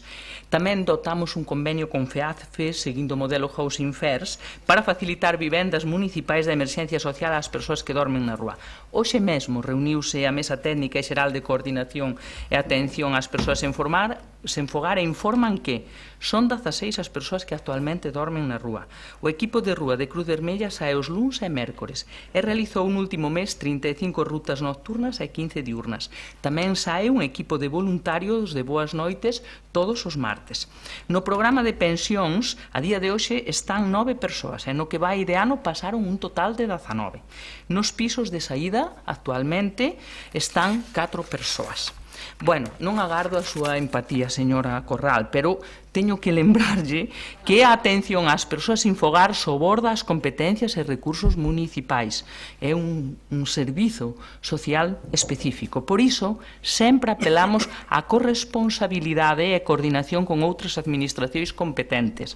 Apelamos, nomeadamente, a que desde o Servicio Galego de Saúde e desde o Instituto Galego de Vivenda se poñan en marcha programas específicos para a atención a persoas sen fogar en materia de saúde e vivenda, tal e como recomenda a Estrategia Nacional de Atención a Persoas sin Hogar 2015-2020, que é o documento marco do Ministerio de Sanidade e Servicios Sociales para a planificación e coordinación da abordaxe da situación das persoas sin fogar. Lamentablemente, a Xunta de Galicia non ten ningún plan nin estrategia neste tema. A seguinte pregunta do Partido Popular sobre a resposta dada pola Administración e instalación de pancartas nun céntrico edificio do casco histórico. Alejandro, ahora sí. Gracias, alcalde. Buenas tardes. Esta pregunta es reiteración verbal de unas preguntas escritas formuladas en su día y que no fueron contestadas. El hecho de que se contesten hoy oralmente no exime de la obligación de contestarlas por escrito, como previene el reglamento, ¿no? Lo cierto es que en su día, en un céntrico edificio del casco histórico, en el histórico edificio de Almacenes Olmedo, en el que, bueno, pues casualmente se albergaba la sede de un partido político de cuyo nombre no quiero acordarme, se desplegaron durante semanas y semanas pancartas, no solamente en periodo electoral, sino en periodo previo al periodo electoral, en lo que, bueno, aparentemente venía a ser una contravención del artículo 129 del Plan Especial. Yo la verdad es que procuro revisar todos y cada uno de los acuerdos o de los decretos que firman los concejales y no vi, se me pudo escapar, pero yo no vi que se hubiera producido ninguna reacción del ayuntamiento ante ese incumplimiento de las normas que tienden a preservar la imagen del casco histórico. La verdad es que si se confirmase que no hubo respuesta municipal, se podrían suscitar pues, algunas dudas o nuevas dudas sobre el respeto al principio de igualdad a la hora de tratar a los ciudadanos. Porque, claro, ¿cómo se entendería, por ejemplo, que a los comerciantes del casco histórico que no cumplen con ese mismo artículo 129 del Plan Especial se les dirijan expedientes de reposición de la legalidad urbanística o se le dirijan incluso expedientes sancionadores por cuantía de 2.000 euros y que por la misma contravención del artículo 129 del Plan Especial pues no haya ninguna reacción cuando quien contraviene el artículo es el partido político que sustenta al gobierno? Por lo tanto, yo creo que sería bueno dejar claro que no ha habido trato de favor y que si no hubo una respuesta, pues se debió a lo mejor a algún fallo que, bueno, pues probablemente se pueda explicar sin más. Nada más, gracias. Jorge. A contestación é bastante sinxela. Como usted sabe, o día 25 de xuño houve eleccións, o escrito do día 30, cando se foi a comprobar se había algunha pancarta ou non había ninguna pancarta e a partir desa data non volveu a haber. Non ten máis que eso, se a contestación necesita por escrito, faise por escrito, pero a partir do día 30 de xuño non volveu a haber pancartas en ese edificio.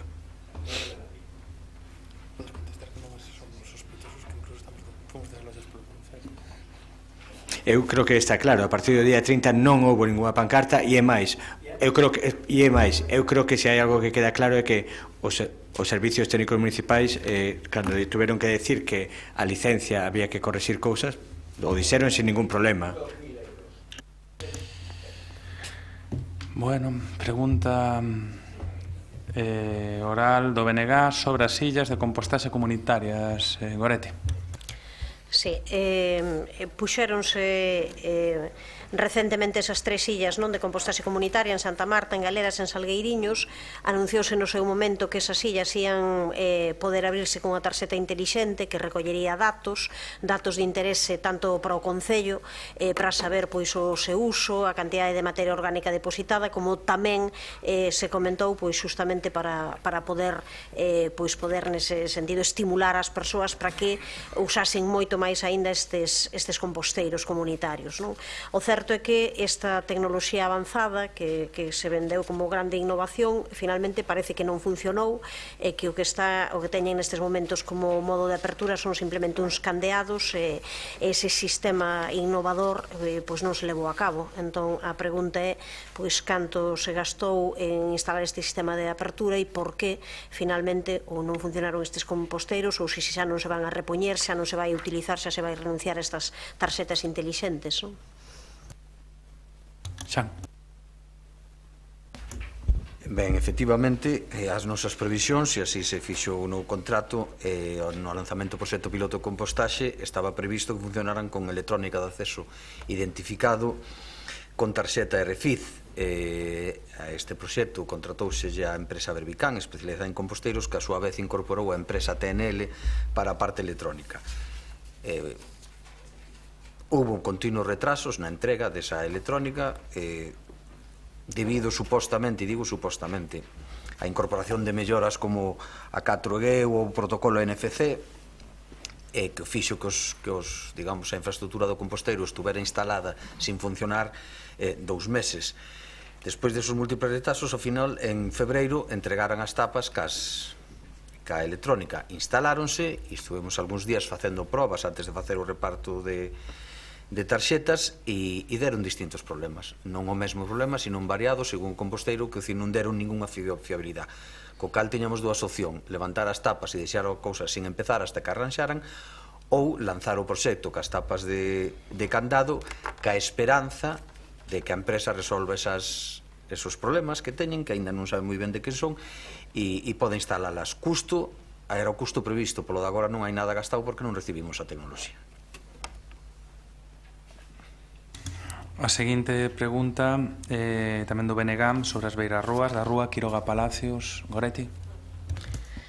Ben, pois esta é unha cuestión que comentamos xa algún momento na Comisión de Queixas. Somos varias das persoas que estamos sentadas aquí nestes incómodos asentos que transitamos a miúdo por ali, e sabemos ben os problemas que hai coa reforma da rúa Quiroga Palacios e a eliminación justamente dunha das beirarrúas, e o feito de que iso non está ben rematado, de tal maneira que as persoas que vimos andando, calquera, as persoas con carros moitos os sábados que veñen do mercado, pois é un problema porque hai que baixar nun momento determinado da beirarrúa, hai que cruzar, non coinciden, unha beirarrúa acaba antes do que comeza a outra do outro lado, e ainda por riba non hai ningún paso de peóns. É certo que por ali, afortunadamente, non hai moitos coches, tampouco circulan con moito exceso de velocidade, mas é nunha curva e é nun tramo en que calquera día temos un disgusto. Desde logo, ali, mínimo un paso de peóns hai que poñelo, e eu mesmo diría, se se puidese avanzar un pouquiño máis de beirarrúa, tamén sería bo. Mais o certo é que o sitio é complicado, hai moita xente que pasa por ali habitualmente, cruzando, desde, da igual que veñan das Fontiñas, como, hai moitísimas persoas que atravesan Belvís, e nese anaco, a certo é que é un pouco caótico toda a circulación peonil.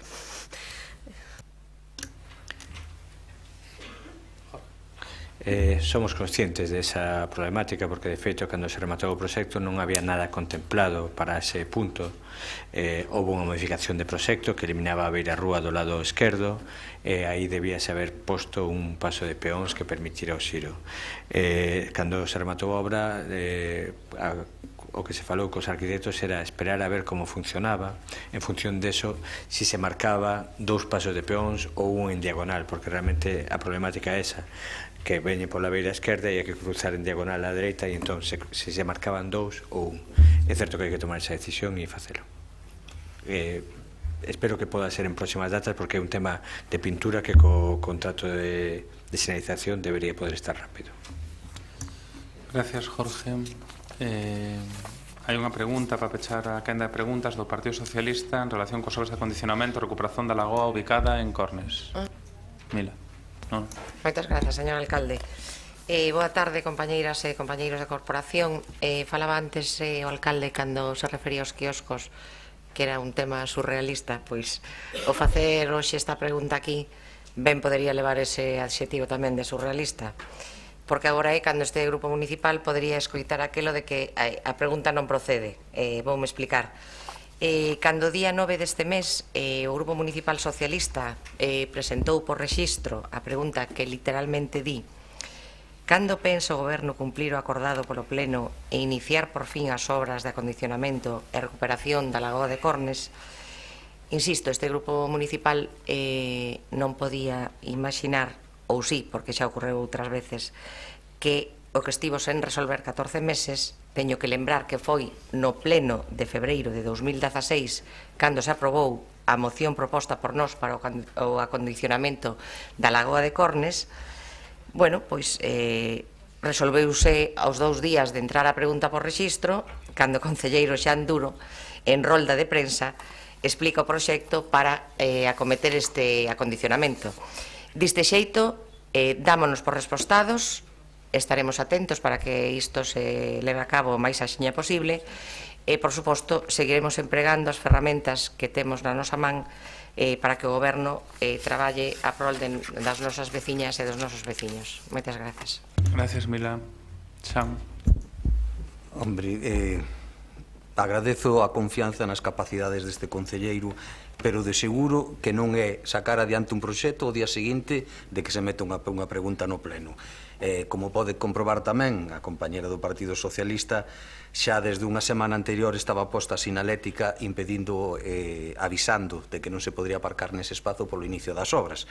Pero, bueno, si queres crear unha especie de mito Xanduro, xa que non hai caso Xanduro, pois agora vai haber mito Xanduro que pode desenvolver proxectos dun día para outro. Pero, de calqueira xeito, efectivamente, está en marcha o proxecto, tal como se anunciou aquí, tal como se presentou en roda de prensa. E a verdade é que 14 meses poden parecer moito, e efectivamente pasaron eses, desde que no pleno pediron, aprobou o pleno, a redacción dun proxecto, pero con esta vontade de desenvolver iniciativas para a cidadía, fomos máis alá da moción que pedía un proxecto. Fixemos o proxecto e iniciamos as obras, que non é pouco. Entón, certo, pasaron 4 meses, pero se resulta que collemos o anuncio que fixo o alcalde Sánchez Bugaño no ano 2008 e leo literalmente: o lago protexerase con barandas para evitar accidentes e acondicionarase en toda a contorna un espazo de lecer no centro da cidade no ano 2008. Pois se collemos esos 4 anos que pasou o bipartito máis outros 4 dos variados alcaldes do Partido Popular, sumamos 96 meses sin facer nada. Este concello fixo en 14 meses, así que creo que a eficacia é bastante aceptable. Moitas gracias, Xan, pero era un relatorio objetivo de que pasou cada mes. Isto é unha resposta. Bueno, rematados as preguntas, entraríamos xa na toma en consideración de mocións presentadas polos grupos municipais. Como sempre sabedes, danse por aprobadas as urxencias das mocións da totalidade da presentación para evitar o debate da urxencia por acordo de xunta de portavoces, e hai unha lectura da declaración institucional sobre o cumprimento da sentenza do Tribunal de Xustiza Europeo sobre o Sáhara Occidental, e tamén me informa Marta que hai un acordo de non debatir a moción presentada por Compostela Aberta en apoio ás persoas con diversidade sexual e rexeitamento a transfobia, porque hai un acordo por unanimidade sobre a mesma. Entón, señor secretario, eu creo que cumpriría por unha banda dar lectura da declaración institucional e tamén aos puntos do acordo da outra moción, e agradecer tamén a presencia aquí de Laura Bugallo e Quique Latorre e a súa intervención, e quedarían logo o resto das mocións por debatir, pero simplemente cos puntos de acordo de ambas as dúas mocións, non o texto completo. De acordo, entonces enténdese por unanimidade aprobada a declaración institucional. Si lles parece, leo a parte expositiva, resolutiva e tamén da outra moción tamén. Pois esta é a declaración institucional do Concello de Santiago de Compostela sobre o cumprimento da sentenza do Tribunal de Xusticia Europeo sobre o Sáhara Occidental. Por todo exposto, a Corporación de Santiago, primeiro, chama a que se respecte e se cumpra a sentencia do Tribunal de Xusticia da Unión Europea de 12 de decembro de 2016, onde se establece que os acordos de asociación e liberalización entre Marrocos e a Unión Europea non son de aplicación ao territorio do Sáhara Occidental. 2. Expresa a súa preocupación sobre a explotación dos recursos naturais do Sáhara Occidental, incluindo por parte de compañías europeas en contradicción con dereito internacional europeo. Insiste en lembrar a ilegalidade de calquera actividade comercial co Sáhara Occidental sin o consentimento do pobo saharaui. 3. Fai un chamamento ás compañías europeas, españolas e galegas para que actúen de conformidade co dereito internacional europeo de xeito que cesen as actividades que poidan favorecer a perpetuación da ocupación marroquí do Sáhara Occidental e a explotación dos seus recursos naturais e urxe a todas as autoridades a implantar a legislación vixente con base na recente sentencia do Tribunal de Xusticia da Unión Europea. 4. Súmase a corrente de solidaridade coa que a sociedade galega leva anos exixindo unha solución política xusta, duradeira e mutuamente aceptable a través dun referendo de autodeterminación que poña fin ao conflito do Sáhara Occidental. Santiago de Compostela, 18 de maio de 2017, sinan Marta Luis González, vocero do Grupo Municipal Compostela Aberta, Agustín Hernández Fernández, vocero do Grupo Municipal do PP, Francisco Reyes Santías, vocero do Grupo Municipal PSOE, Rubén Cela Díaz, vocero do Grupo Municipal do BNG.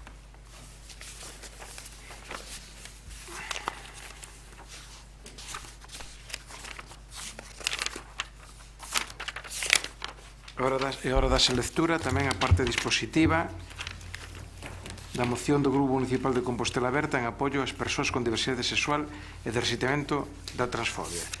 Hai unha emenda transaccional aprobada por todos que queda incorporada á moción. No punto 5. A parte dispositiva ao acordo é o seguinte.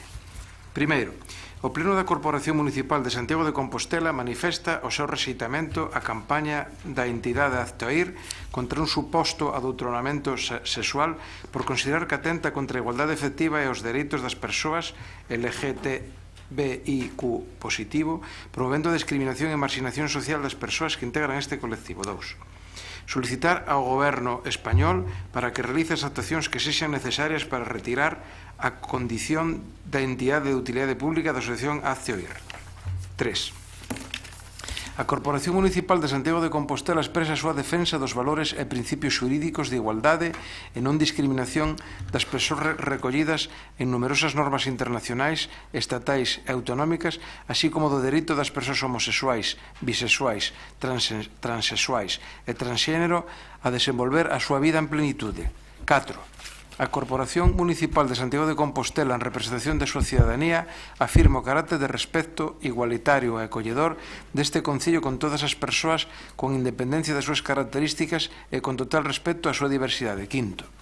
A Corporación Municipal de Santiago de Compostela insta aos grupos políticos do Parlamento Galego a estudar a reforma da Lei 2/2014 de 14 de abril pola igualdade de trato e a non discriminación de lesbianas, gais, transexuais, bisexuais e intersexuais en Galicia para que introduza sancións contra todas aquelas accións que, como referido Aztoirbus, discrimina ou promovan a discriminación das persoas LGTBIQ positivo. Santiago de Compostela, 5 de maio de 2017, asinado Manuel Dios Diz, Marta Luis González, Concello Fernández.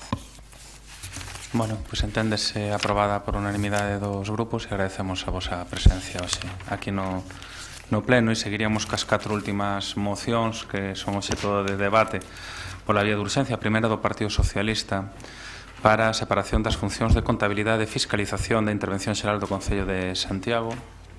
Don Paco Reyes. Gracias, señor alcalde. Bueno, como todo o mundo sabe, a Lei de Racionalización e Sustentabilidade da Administración Local de 2013 xa no seu preámbulo establece que un dos obxectivos desa reforma é precisamente garantir un control financeiro e orzamentario máis riguroso e que a maneira de facelo, insiste o preámbulo, é reforzando o papel da función interventora nas entidades locais.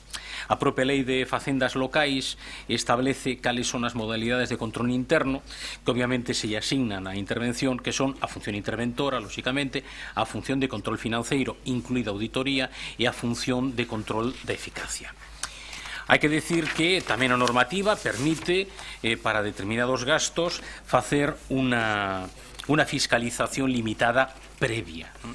Esta fiscalización limitada previa o que leva consigo é que hai que facer unha fiscalización plena posterior e hai que facelo en base ben unha mostra representativa aplicando técnicas de mostraxe ou ben de auditoría, que a finalidade de verificar si se axustan as disposicións aplicables en cada caso pois os diferentes actos, documentos ou expedientes. É evidente, non se lle escapa a ninguén, que dependendo dos medios disponibles, pois en determinados ámbitos poden quedar ao marxe do control posterior obrigatorio, polo tanto, sen insuficiente. En Santiago, concretamente, nas últimas bases de execución para os orzamentos de 2017 se amplíen precisamente os gastos nos que se pode facer unha fiscalización limitada previa. Ata 2016 estaba concretamente persoal, subvencións e investimentos e agora se amplían ademais con contratos de obras, suministros, servizos, convenios de colaboración e adquisicións e allamentos patrimoniais. Nos entendemos que, a pesares de que a lei abre a posibilidade, e insiste nela, da contratación de auditores para dar apoio á función interventora, particularmente na fase da fiscalización plena posterior, xa que hoxe falamos da municipalización, non parecería o máis acaído. O que parece lóxico é incrementar os recursos e as posibilidades de traballo da propia intervención. Xa me adianto e asumo que é certo que os recursos humanos da intervención de maneira estable non creceron dende o ano 2000, polo tanto, responsabilidade de todos. Eso é certo, son o primeiro en recoñecelo. É verdade que a partir de 2008 se incorporaron determinado persoal ao Departamento de Intervención, pero certo que non era estable, senón con contratos por acumulación de tarefas e contratos de desenvolvemento de servizos. Polo tanto, o que nos atopamos é, ademais, que a diversidade metodolóxica dificulta o desenvolvemento de programas informáticos, aínda que en Santiago temos unha aplicación para xestionar a contabilidade. Por certo, o soporte está en Andalucía. Polo tanto, o que plantexamos non ten nada de imaginativo porque está na propia lei e, ademais, é o que habitualmente está a poñer, ao menos dende 2011, que o que eu revisei, o Tribunal de Cuentas. É dicir, dado que a función interventora e a función de contabilidade se lle asigna a intervención, aplicando o título 10º da Lei de Bases de Réxime Local para a Lei de Grandes Cidades, hai a posibilidade non, o certo é que exactamente o mesmo que acontece co Tribunal Económico Administrativo, que tamén acordamos hai máis dun ano aquí que se a poñer en marcha porque é unha obrigada lei, igual que a Dirección de Asesoría Xurídica, outra obrigada lei para as grandes cidades ou capitais de provincia con municipios superiores a 75, con habitantes de máis de 75.000, pois o certo é que o que se plantexa é a segregación das funcións de contabilidade e de intervención, de maneira que, como tamén permite a normativa, que as funcións de contabilidade non as teñan que desenvolver precisamente funcionarios habilitados nacionais, senón que poden ser outro tipo de funcionarios que non teñan habilitación nacional. Isto que faría sería, retirando esa competencia que ademais por lei hai que segregala de contabilidade, pois permitiría que os recursos da intervención poideran facer fronte a esa fiscalización plena posterior que tan necesaria é e que precisamente en varios informes de intervención recollen que pois leva moitos anos en facerse axitadamente. Moitas grazas. Moitas gracias, Paco. Rubén. Moitas gracias, señor alcalde. Moi brevemente, non? Porque a pesar de que hai unha cuestión que creo que non está exactamente ben formulada, nos coincidimos co espírito da moción do Partido Socialista, non? No que ten que ver ca segregación das funcións. Creemos que eso entronca co espírito da norma e que tamén entronca co que se ten reflexado por parte da intervención municipal en diferentes informes, sobre todo a raíz de que se establecese a ampliación da fiscalización limitada, non? Desde o noso punto de vista é unha dobre garantía porque o que permitiría é que a intervención municipal se adique estritamente os temas que son propios, non? Nos entendemos que a contabilidade, eso sí, debería estar levada por funcionarios de habilitación nacional, como é o caso, por exemplo, da Cía da Coruña, levado pola Tesourería, ou, no seu defecto, con outras fórmulas, sendo as funcións de orzamentación as que se poderían non estar suxeitas estrictamente ao feito de que fose un habilitado ou unha habilitada nacional. Nos entendemos tamén, como comentaba agora o portavoz do Grupo Socialista, as restriccións de persoais e o complicado de solucionalos, pero eu creo que hai que buscar unha fórmula, porque creo que a situación tamén é un pouco insostible a medio prazo e que fai aí un efecto embudo que ao final repercute no funcionamento de todo o Concello. Gracias, Rubén. Manuel, a súa quen. Alcalde, concelleiros, concelleiras, eu vou ser breve tamén porque non creo que o tema tampouco dé para moita extensión, pero sí que quero deixar claro que nos mantivemos sempre que o tema da función pública é un tema lleo o debate político. E aquí este tema, eu creo que está directamente relacionado ca función pública, porque xa se adiantou por parte do voceiro do BNG que está unha moción que tal cal está redactada fai preciso unha modificación da relación de postos de traballo, a creación dun posto para habilitado, porque o artigo que se cita aquí por parte do portavoz do Grupo Socialista refírese ao artigo 2, letra F, do que o Real Decreto 1732/1994 refírese ás tesorerías nas corporacións locais. Este tema está regulado polo artigo 134 da Lei 7/1985. Na redacción que ten na actualidade, que además remítese directamente, cando se fai este tipo de separación de funcións, ao Regulamento Orgánico Municipal. E o que especifica directamente é que debe estar un funcionario con habilitación de carácter nacional ao frente deste tipo de funcións, salvo as relativas á presupuestación. Entonces, eu creo tamén, nos creemos tamén, que o que mellor sabe como se debe organizar a intervención municipal é a propia intervención municipal. Entón, con independencia de que nos seus informes faga referencia e conta con todo o noso apoio a que na actualidade se encontra desaturada polo que é o volume de traballo e polo que é a escaseza de persoal, co cal estamos totalmente de acordo que se deben de buscar fórmulas para mellorar o que son ese tipo de carencias e contará con todo o noso apoio, creo que a moción é bastante insuficiente.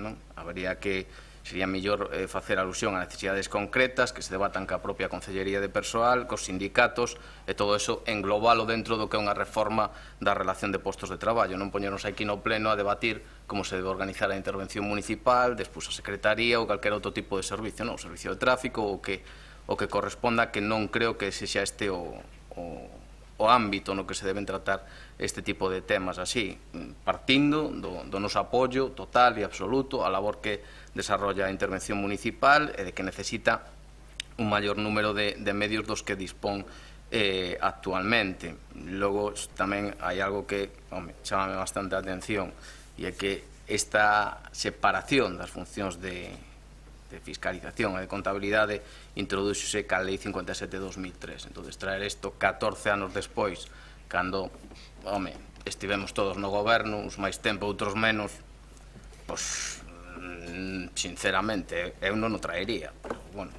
Cada un é libre, con independencia de que apoyamos sempre a intervención municipal. Non nos imos opoñer a esta moción, pero eu creo que este tipo de cousas debémoslas deixar alleas do que o debate do pleno, porque non é, non o vexo convinte, vamos. María Rozas. Bueno, boa noite a todos e a todas. Eu podendo estar de acordo co fondo, co espírito, a verdade é que non comparto primeiro de que isto sexa un tema que teñamos que debater no pleno, porque probablemente nos falte moita información, é un tema máis organizativo do propio Departamento de Servizos Económicos que político, non? Dito isto, provócame unha sensación agridoce pois esta moción, primeiro porque estamos a falar dunha lei, como di a propia moción, do ano 2003, o indicou o voceiro do Partido Popular, pasaron 14 anos. 8 anos do goberno do Partido Socialista, que tivo oportunidade de dividir a intervención, contabilidade e fiscalización, e non digo isto para botar en cara o que non se fixo durante época de goberno, que agora se pide en época de oposición, senón, non o digo con esa vontade, senón que o digo ca vontade de facer unha reflexión dunha oportunidade perdida. Estamos a falar de anos onde os concellos, o Concello de Santiago, tiña unha plena autonomía en tomar decisións en temas de persoal. Agora non a temos. Agora temos unha lei Montoro que nos impide contratar novo persoal e fai máis complicado calquer tipo de reorganización, non? Sobre todo nun departamento que non é que teña o mesmo persoal que no 2000, non é que non vira incrementado o seu persoal, é que no 2013 tuvo unha xubilación, dúas xubilacións de xefatura de negociado, é que no 2015 perdeu unha xefatura de sección, é que funcionarios no departamento están os habilitados nacionais. Non hai outros. Entonces, unha situación precaria de persoal que fai a decisión bastante máis complexa que o era fai 10, fai 12, fai 8 anos, non? Entonces, ese sentimento agridoce, non? E de oportunidade perdida, e sobre todo cando só era unha vontade política a de poder dividir ambas funcións. Xa o aclarou tamén o voceiro do Partido Popular, podese destinar as funcións de orzamentación a non habilitados nacionais. E, de feito, así está. O orzamento non é competencia, polo menos non inicial, do Departamento de Intervención. Hai unha oficina orzamentaria que se dedica a facer orzamento, non? Entonces, nese sentido, non avanzamos moito no espírito desta moción. Polo que me remito ao que decía ao principio. Podo compartir o espírito, podo entender que nun escenario ideal, e así o comparto, como pode ser o que se fixo noutros concellos, Coruña, Vigo, fai unha década, teñan divididas ambas funcións, pero o momento chega, a moción chega con 14 anos de retraso. Hai que ter en conta a situación precaria que ten agora mesmo persoal. Nada ten que ver ca fiscalización limitada previa, que pareceume que estaba aí metido a calzador na moción, non? Porque non se acaba de entender como se antes había unha fiscalización plena, anterior, plena, e agora vai haber unha posterior a través dun muestreo. Isto supón unha carga de traballo a maiores para o departamento, non? E pola nosa parte, por estes motivos, absterémonos nesta votación. Gracias, María. Paco. Sí, grazas, señor alcalde. Bueno, primeiro dar as grazas concretamente ao concelleiro do Partido Popular para que nos permita con liberdade presentar unha moción como esta, non? E que cada quen é libre, moitas grazas por permitirnos o facelo. Por que se fai 14 anos máis tarde? Bueno, probablemente porque eu estou aquí neste momento, quer dizer, non estaba aí 14 anos, polo tanto, eu teño que facelo no momento no que teño responsabilidade. E o que sorpréndeme cando se fai esa referencia hai 14 anos é que a Lei 2003 tamén fai referencia á creación da Dirección de Asesoría Xurídica. Ninguén deixou de creala porque a lei era de facía 14 anos, se creou. E se creou a pesar da precariedade de persoal que existe, das dificultades da Lei Montoro. E parécenos moi ben, porque foi a aplicación e o cumprimento da Lei 2003 con retraso, do mesmo xeito que nos plantexamos a creación do Tribunal Económico Administrativo con retraso, porque cumprimento da lei, e agora plantexamos que se cumpra a lei, aínda que sexa con retraso, porque cumprir a lei. O que non entendo é que determinados postos hai que cumprir a lei e outros non se sabe moi ben non. Pois nós entendemos que hai que cumprilas, non? E o digo fundamentalmente por un motivo, porque en todos os informes que eu lembro da intervención, falando precisamente do tema da intervención limitada previa e da intervención plena posterior, é de que non se fixo neste Concello por falta de recursos fiscalización plena posterior. E o que sí teño moi claro é que o Grupo Municipal do Partido Socialista non vai permitir ao finais de 2017 que non existe unha fiscalización plena posterior, dado o incremento de gastos de fiscalización limitada previa, non imos permitir que non se faga fiscalización plena posterior, que ninguén veña a decir que non teñen recursos. Eso sí, que ninguén veña a decir despois que non se puido fiscalizar o gasto deste Concello porque non había recursos.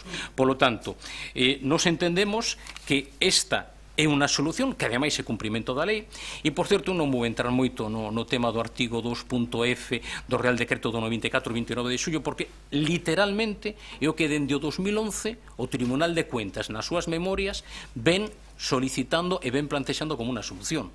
Se eles están equivocados, pois estarán equivocados, eu o acepto, pero len nas memorias do 2011, 2013 e do 2014 e 2015. Por tanto, se están equivocados, pois haberá que facerlles ese comentario. Mais nada, moitas grazas. Moitas gracias. Algo que engadir, Rubén?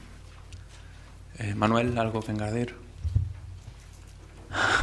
Non, se non queres, tampouco te quero obrigar, que te vexo que dubidas. Es que iba a leer el artículo, pero es que me parece ridículo. Pues mejor que no. ¿Entiendes? O sea, no, porque además lo tengo aquí delante, o sea, el Tribunal de Cuentas se ha colado, así te lo digo. Esto se refiere a las tesorerías en las corporaciones locales y está totalmente derogado.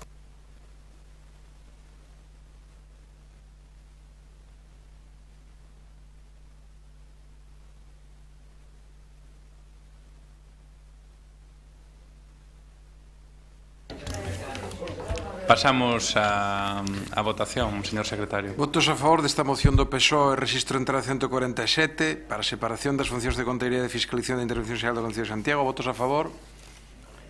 PSOE, BNG. Votos en contra. Ningún. Abstencións. Compostela Aberta, PP. Por lo tanto, a moción quedaría aprobada. Pasaríamos á seguinte moción, que é do Partido Popular, sobre a incorporación da información das liñas de transporte urbano en tempo real na plataforma Google Maps e noutras aplicacións gratuitas semellantes. Claudio. Boas noites de novo. Nos últimos anos, por parte do Concello de Santiago e da empresa pública TUSA, teñense dado pasos moi importantes en todas esas vertentes, fundamentalmente na que fai referencia a información das liñas, tanto a través das paradas coa incorporación de postes informativos con pantallas que informan da situación dos autobuses en tempo real, como a través dos medios informáticos, coa aplicación MásBus que permite acceder a eses datos en tempo real a través dos terminais móviles. Todos estes avances están a incidir nunha mellora na percepción do servicio por parte das persoas usuarias e contribuyen a popularizar o uso do transporte urbano, de forma especial entre xente nova, co que iso supón de garantía para a extensión e universalización deste medio de transporte. Hai aproximadamente unha década, a compañía Google, onde se integra Google Maps, incorporou a súa actividade un servicio gratuito para informar das posibilidades de transporte público en determinadas áreas, contribuindo a mellorar o tránsito nas grandes cidades. Activada inicialmente en 6 capitais mundiais, en telas Madrid, a aplicación permite constatar sobre os mapas de cada unha das cidades as liñas das respectivas empresas municipais de transporte, podendo ver en tempo real os datos ofrecidos para o servicio de autobuses públicos e mesmo de empresas privadas. Con esta información dos traxectos, os tempos de chegada ou os posibles transbordos para trasladarse dun punto a outro. Deste xeito, a través dun ordenador ou dun móvil, a veciñanza e os turistas que desexen moverse entre distintos puntos da cidade terán a súa disposición as posibilidades de viaxe, os tempos de saída ou chegada e as diferentes incidencias para poder desplazarse usando a rede de transporte pública. A integración dos datos e a súa consulta non supoñen ningún custo nin para quen o presta, nin o servicio de transporte, nin para quen accede a información, polo que entendemos que se trata dunha colaboración beneficiosa para a prestación do servicio público. Na actualidade, esta concreta utilidade denominada Google Transit xa está operativa en algunhas das principales cidades españolas que teñen iniciado a súa colaboración con esta compañía, aínda que, según os datos de que dispoñemos, en Galicia únicamente se ofrece esta información na Coruña, o tes adherido como entidade colaboradora a Compañía de Transvías da Coruña Sociedade Anónima. Con semellante finalidade, operan outras aplicacións gratuitas moi extendidas a nivel internacional, como a denominada Movit, que na actualidade ofrece información sobre preto de medio cento de cidades españolas, entre elas as galegas da Coruña, Ferrol e Vigo. Dende o Grupo Municipal Popular entendemos que a incorporación do Servicio Público de Transporte Urbano de Santiago a estas utilidades reportaría claros beneficios sin custo ningún para a veciñanza e as persoas que nos visiten, podendo ofrecer tanto información estática sobre as liñas como información en tempo real, no caso de compartir a través desta canle de acceso mundial a información que xa se está a dar mediante a aplicación MaisBus, posta en servicio no mandato anterior, para informar en tempo real das liñas e dos tempos de chegadas dos autobuses. Tendo en conta o que antecede, o Grupo Popular presenta no Pleno Municipal a adopción do seguinte acordo. O Pleno insta o correspondente órgano de goberno municipal a que promova o inicio dos trámites necesarios para que se inclúa de forma gratuita a información estática e en tempo real do Servicio Público de Transporte de Viaxeiros Municipal de Santiago de Compostela na plataforma Google Maps, así como noutras plataformas gratuitas semellantes como Movit, coa finalidade de ampliar e mellorar o servicio existente, así como de promover a difusión, uso e extensión do transporte público entre a ciudadanía. Máis nada. Moitas gracias, Claudio. Rubén. Sí, moitas grazas, alcalde. Eu brevísimamente, porque estamos de acordo co que propón nesta moción o Partido Popular, e tal e como enunciaba agora Claudio, pois Movit está considerada como unha das mellores aplicacións de transporte público, xunto tamén Google Maps e tamén Gear Maps. Realizan, que é outro das cuestións importantes, actualizacións constantes ante calquera cambio ou alteración no servicio, e son guías en tempo real que informan das mellores rutas e horarios cunha marxe mínima de erro, non? Por lo tanto, resolve pois unha das maiores frustracións dos viaxeiros e das viaxeiras do transporte público, que é non saber cando chegará o seu autobús, non? A maiores disto, hai unha cuestión que, mirando un pouco o funcionamento destas plataformas, que tamén nos chama a atención e creo que é un segundo elemento positivo, non? E é que algunha destas aplicacións inclúe tamén accesibilidade para persoas invidentes, non? Axudándolle a viaxar de forma máis sinxela, polo que se poderían pois solucionar dous problemas dunha tacada, non?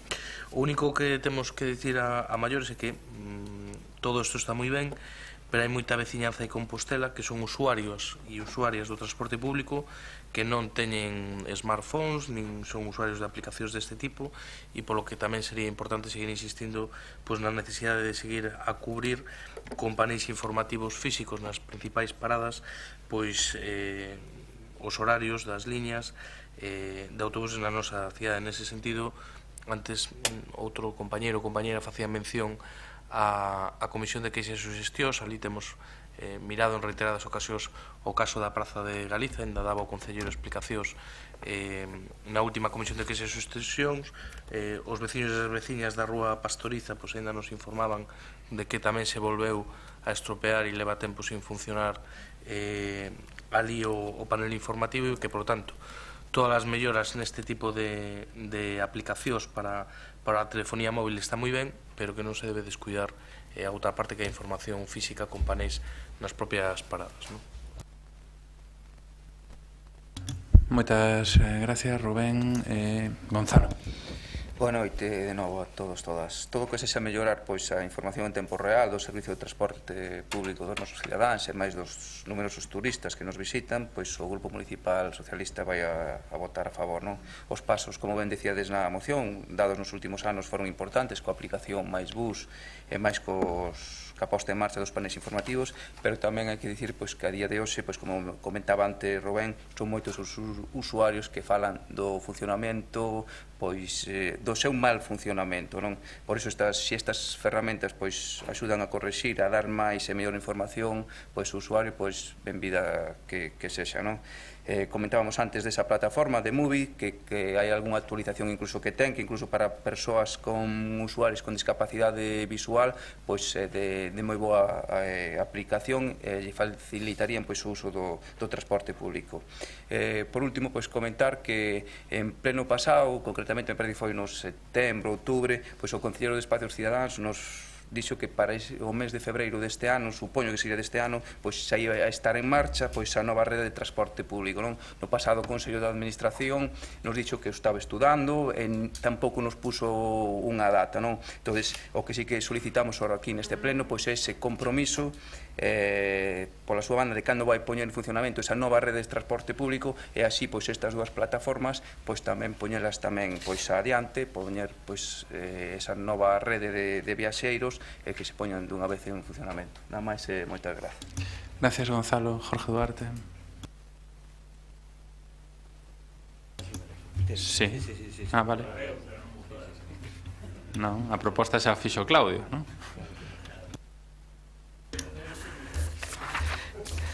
Bueno, pois, pola miña parte, a mostrar a coincidencia no plantexamento desta moción, dado que estamos claramente de acordo na necesidade de avanzar na información, tanto a través de smartphones, de ferramentas manuais, portátiles, como tamén a través de postes electrónicos nas paradas. Como decía antes, o problema dos postes electrónicos das paradas tiene unha dotación económica pequena que este ano se complementarán con outros 6, pero que creemos que é necesario abordarlo desde un punto de vista complementario á renovación da flota. Perdón, a renovación do sistema de transporte público. A ferramenta que temos na actualidade, o programa Mais Bus, ten na actualidade 26.000 descargas en Android, das cales 11.000 son do ano 2016, no programa iOS 8.500 das cales son do último ano a maioría. Hai aproximadamente dados de alta e usuarios habituais das 8.000 persoas nas dúas aplicacións. Entendemos que con esta aplicación e as melloras que se podan ir comparando no futuro damos un bo servicio aos cidadáns e usuarios e cubrimos ese punto de dar a mellor información. Mais, xa tendo constancia desta petición desde fai tempo que expresou Claudio no Consello de Administración, desde a Sociedade Municipal de Xestión do Transporte Urbano TUSA, conscientes da necesidade de ir cos tempos, xa se estableceron contactos con estas plataformas. Por tanto, e dado que xa existe coñecemento do requisito e dos trámites necesarios para a integración do noso servizo, de xeito inmediato iniciaránse os trámites para poder estar integrado cando menos nestas dúas plataformas.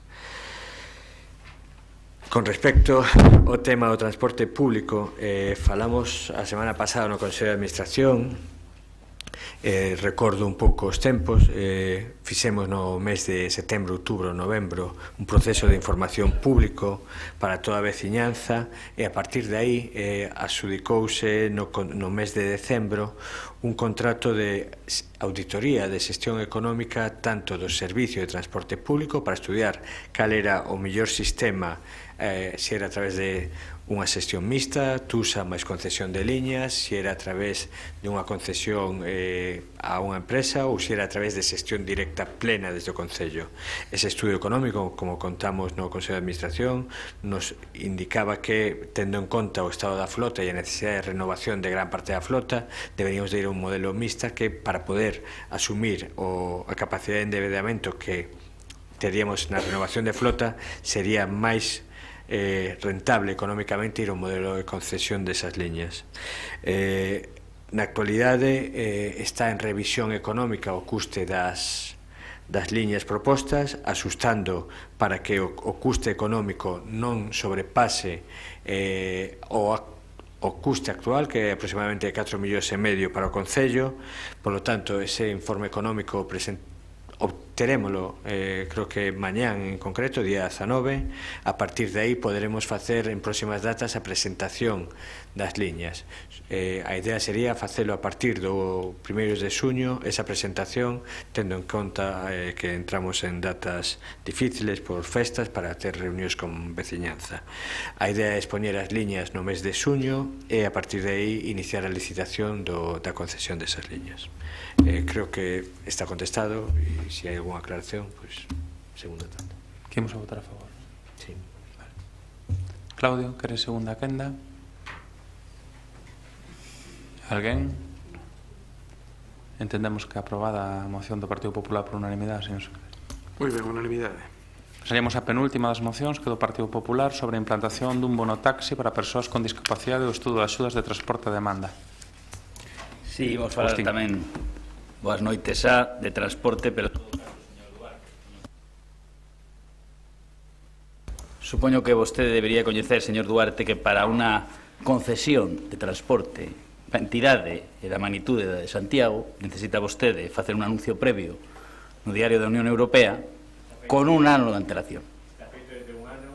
Entón, non sei se está feito, pero en todo caso ten que facelo. Eu a verdade é que non tive coñecemento dese anuncio está previo. Está feito dentro 3 de xuño do ano pasado. Pero bueno, e se está feito, nada que decir. En todo caso, imos falar dunha cuestión máis concreta e creo que máis sinxela. A iniciativa que presentamos nesta moción trata de incidir na mellora das condicións de vida dun sector da poboación que co incremento das expectativas de vida é certo que vai en aumento. Son moitas as persoas que no seu día a día se atopan con dificultades especiais para a súa mobilidade por estar afectadas por algún tipo de discapacidade que se impide acceder en condicións normais ao transporte público colectivo. De feito, o noso grupo, como creo que algún outro desta corporación, tiñamos incluído no noso programa electoral co que nos presentamos as pasadas eleccións municipais unha medida como esta que presentamos e que agora poñemos en riba da mesa para a consideración e a aprobación por parte do Concello. Estamos a referir a implantación dun bono taxi para persoas con mobilidade reducida. Unha medida complementaria, pero non secundaria, das actuacións urbanísticas e de supresión de barreiras arquitectónicas que se acometen a cotío na nosa cidade. Tratamos de responder ás demandas tanto das persoas afectadas por esta problemática e tamén das entidades representativas, así como tamén do sector do taxi que ven mostrando o seu interese por desenvolver esta actividade. Hai uns días, unha asociación de taxis da nosa cidade volvía a solicitar apoio para varios colectivos de mobilidade reducida. Non se trata de afrontar unha medida experimental, posto que a súa eficacia xa está a ser contrastada dende hai varios anos noutros concellos galegos como os de Coruña, Vigo, Ferrol ou o municipio coruñés de Cambre. E tampouco é unha medida que signifique un gran esforzo económico, na nosa opinión. Segundo os datos dos que dispoñemos, a cuantía máxima que estes municipios veñen destinando fluctúa entre os 10.000 e os 125.000 euros anuais. Unhas cantidades que consideramos perfectamente asumibles para Santiago a teor das disponibilidades económicas municipais en materia de servizos sociais especialmente. Lóxicamente, somos conscientes de que a cuantía e a eficacia desta materia dependerá dos requisitos concretos que se establezan nas correspondentes bases da convocatoria que deberán rexer estas axudas. Estamos a falar dunhas axudas dirixidas a persoas con discapacidade recoñecida pola administración competente e que lle supoña unha afección importante para acceder ao transporte público colectivo que necesitan para os seus desplazamentos. Así poderíanse beneficiar desta medida, en primeiro lugar, todas aquelas persoas afectadas por unha discapacidade recoñecida, ben sexa física, sensorial ou intelectual, e, en segundo lugar, tamén o colectivo dos taxistas. Aínda que en determinadas circunstancias calquera vehículo de servizo público poderá prestar ese servizo a moitas das persoas beneficiarias sin ter que dispoñer duns especiais complementos de accesibilidade, en moitos casos é certo que son necesarios elementos específicos. Por iso creemos que esta medida, ademais de convinte, podería significar unha oportunidade para incrementar a nosa cidade o número de taxis especialmente adaptados aos denominados eurotaxis para asegurar unha mellor resposta actual e a previsible futura demanda. Os datos reflicten a necesidade de implantar este tipo de medidas.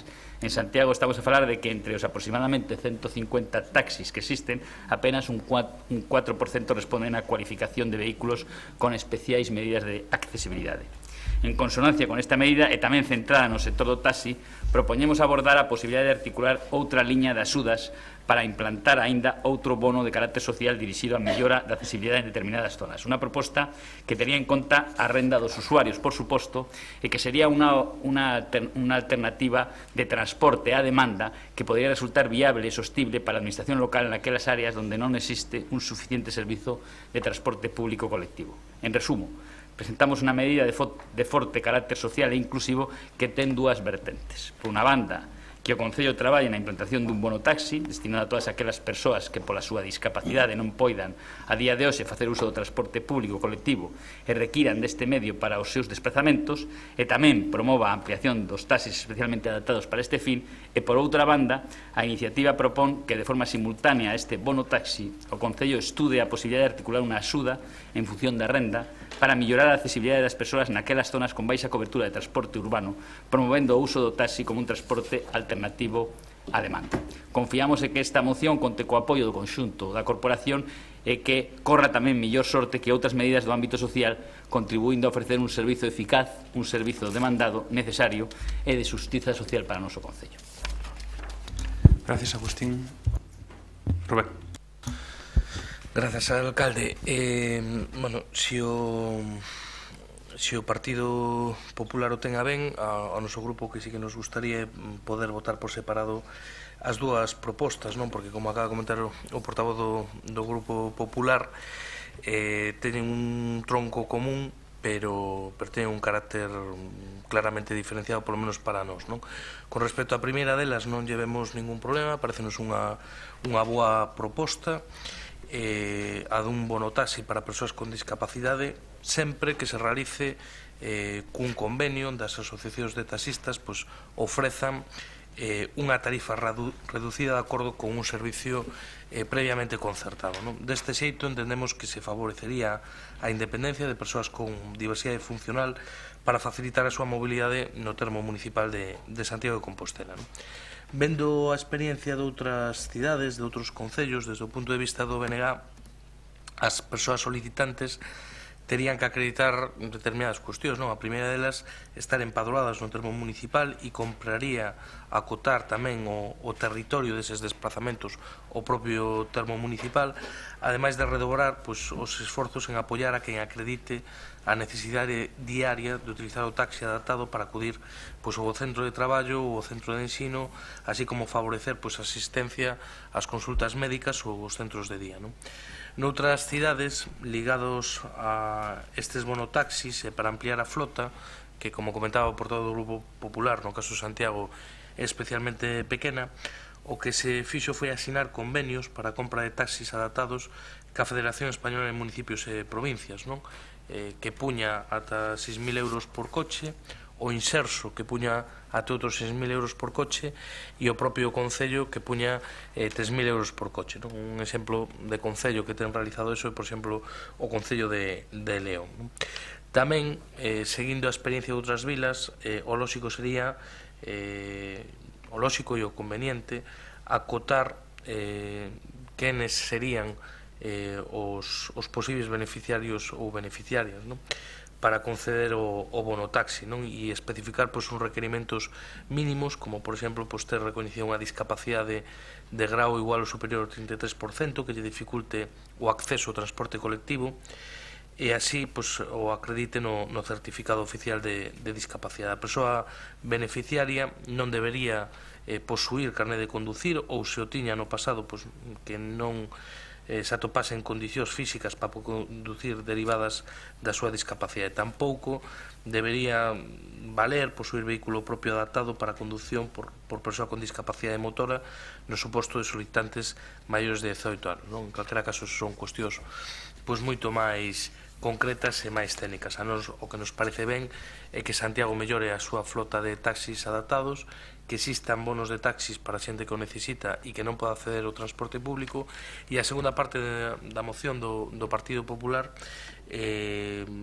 o que a filosofía pode parecernos correcta, e é que hai determinados puntos dun concello como noso, con máis de 220 km cuadrados, con un número de parroquias importantes, onde materialmente é imposible chegar con transporte público, e onde incluso, aínda que fose posible e houvese vontade política de facelo, en termos medioambientais e en termos de sostenibilidade, sería absolutamente ineficiente, non? E nese sentido, propostas de transporte adaptado á demanda poden estar ben, pero no caso concreto da que se plantexa nesta moción, nos plantexa algunha dúbida a respecto da súa implementación. Gracias, Rubén. Gonzalo. Sí, nos tamén solicitamos, igual que fixo antes o BNG, o poder votar esta proposta por puntos separados, non? Non sei se iso se pode levar a cabo, non? No ano 2013, cidades como Pamplona, Vigo, xa foron pioneiros na posta en marcha desta medida, non? Actualmente en Pamplona se están empregando un sistema de tarxeta prepago, ademais con unha moi boa acollida por parte dos usuarios, non? Si que consideramos que de sair adiante esta medida sería un acicate máis para que ese colectivo de taxistas entre nós podamos cumprir pois, ese 5% de vehículos adaptados, tal como dio o Real Decreto de 2007. Non? Tamén estamos a falar de adaptacións costosas, porque o mellor adaptar un taxi pois estamos a falar entre 8 e 10.000 euros, as inspeccións técnicas, as ITVs, pois, si como teñen máis componentes, pois tamén son pois máis sacotío, as teñen que facer, son máis caras, así como o propio mantemento pois do vehículo, non? De prosperar pois esta medida, pois sería pois canto antes pois poñer a andar pois unha unidade tramitadora, sobre todo para coñecer os distintos criterios, requisitos en función da renda, función de graus de discapacidade, etc., pois co fin pois de saber pois ese número de persoas que poidan acceder a este servicio, e a partir de aí pois coñecer a partida pois orzamentaria pois que faría falta, non? Antes falaba de que Pamplona foi pioneiro, pois ben, Pamplona actualmente son 190.000 euros pois que están a destiñar pois a este tipo de servicio. Son máis de 320 persoas que o están a hacer. Outras cidades como Vigo, pois estamos a falar que en si duplican en si o número de habitantes de Pamplona, solamente están utilizando, están empregando 135 persoas, a cantidade son 25.000 euros. Outras cidades como Lugo están empregando 9.000 euros, non? Pois máis que nada ter os criterios uniformes, e sobre todo, como dicía antes Rubén, non? Pois esa disparidade pois de criterios que hai nas distintas cidades e de requisitos pois para eso, non? En canto pois a segunda parte en si do acordo, pois nós queremos agardar a que cando realmente pois este esa rede de viaxeiros, pois aí pois tomar a decisión, non? Nada máis, moitas gracias. Concha. Bueno, moi boa tarde de novo.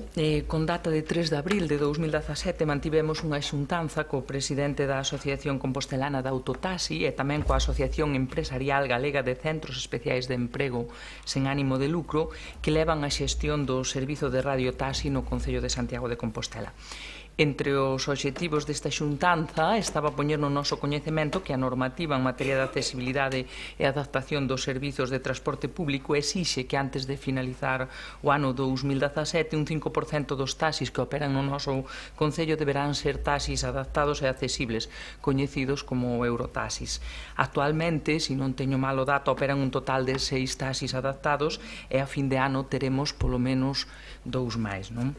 Estes taxis efectivamente teñen un costo de adquisición e mantemento máis elevado que os outros vehículos e por iso, e tamén por ser as persoas que con nos se reunían particularmente conscientes da situación de desvantaxe e desigualdade das persoas con discapacidade funcional, solicitan que se poña en marcha no noso Concello un bono taxi para persoas con discapacidade física, que son as usuarias preferentes deste tipo de servizos de transporte adaptados e que en moitos casos teñen dificultades económicas para acceder a este tipo de transporte, por ser máis difícil a súa inserción laboral e ter máis baixas pensións e prestacións sociais e, consecuentemente, menos recursos económicos para acceder a un servizo de transporte como é o taxi.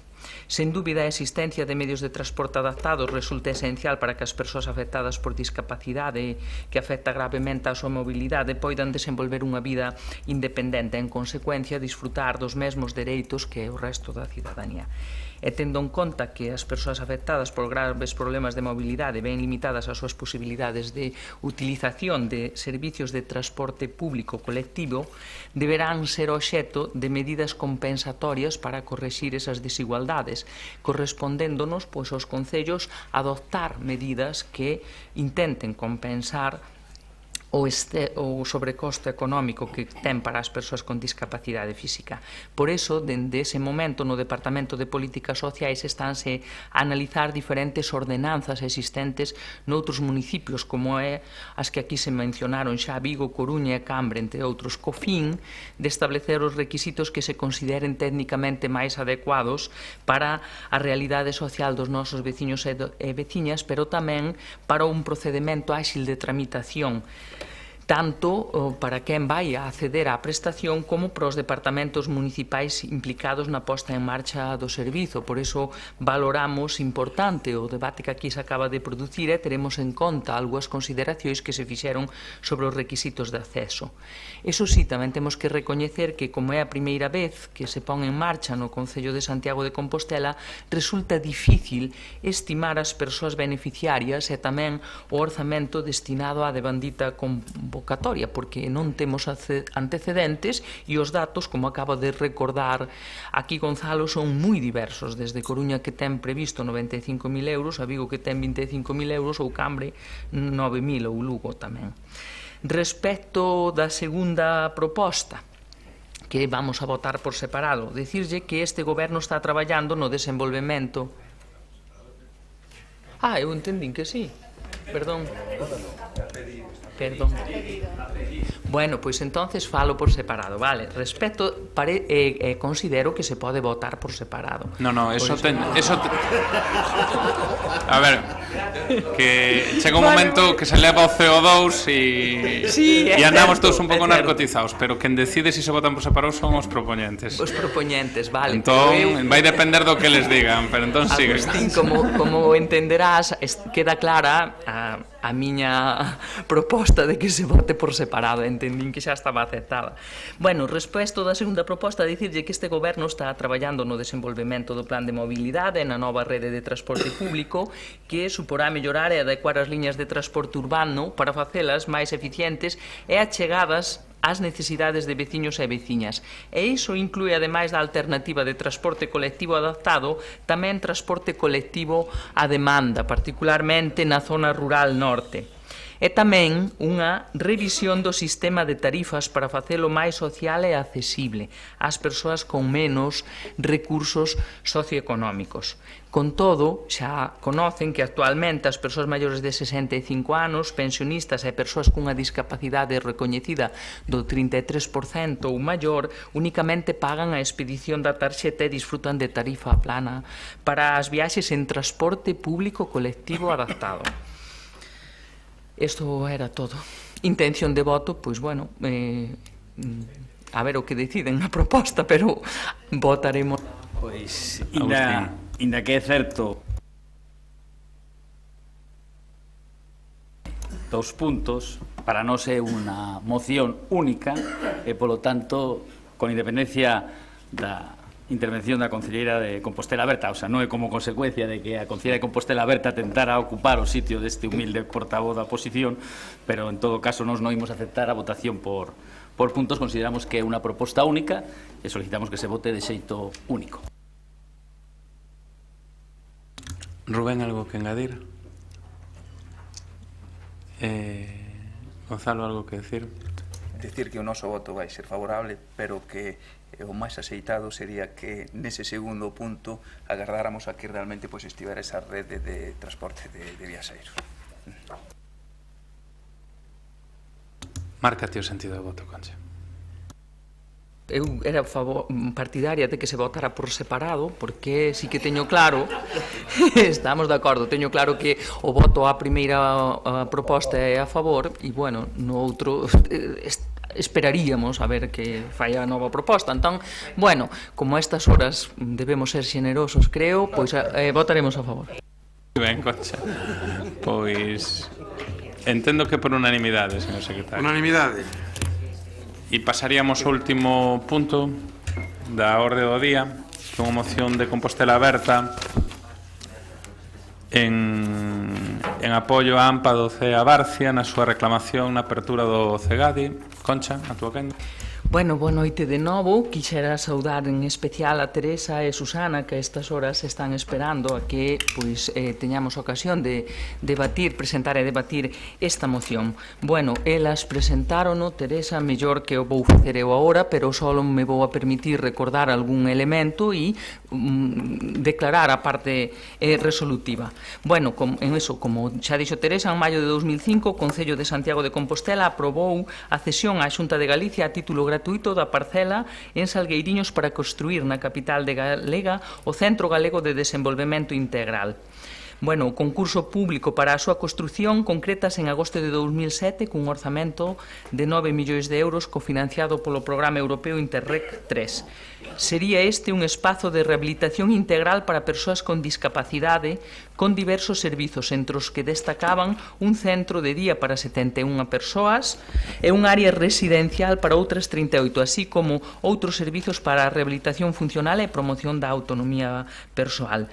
Logo dun longo periplo, as obras non se remataron ata 2013, ano no que a Xunta de Galicia puido dispoñer formalmente do CEGADI tras un retraso evidente e un sobrecusto de case un 40%.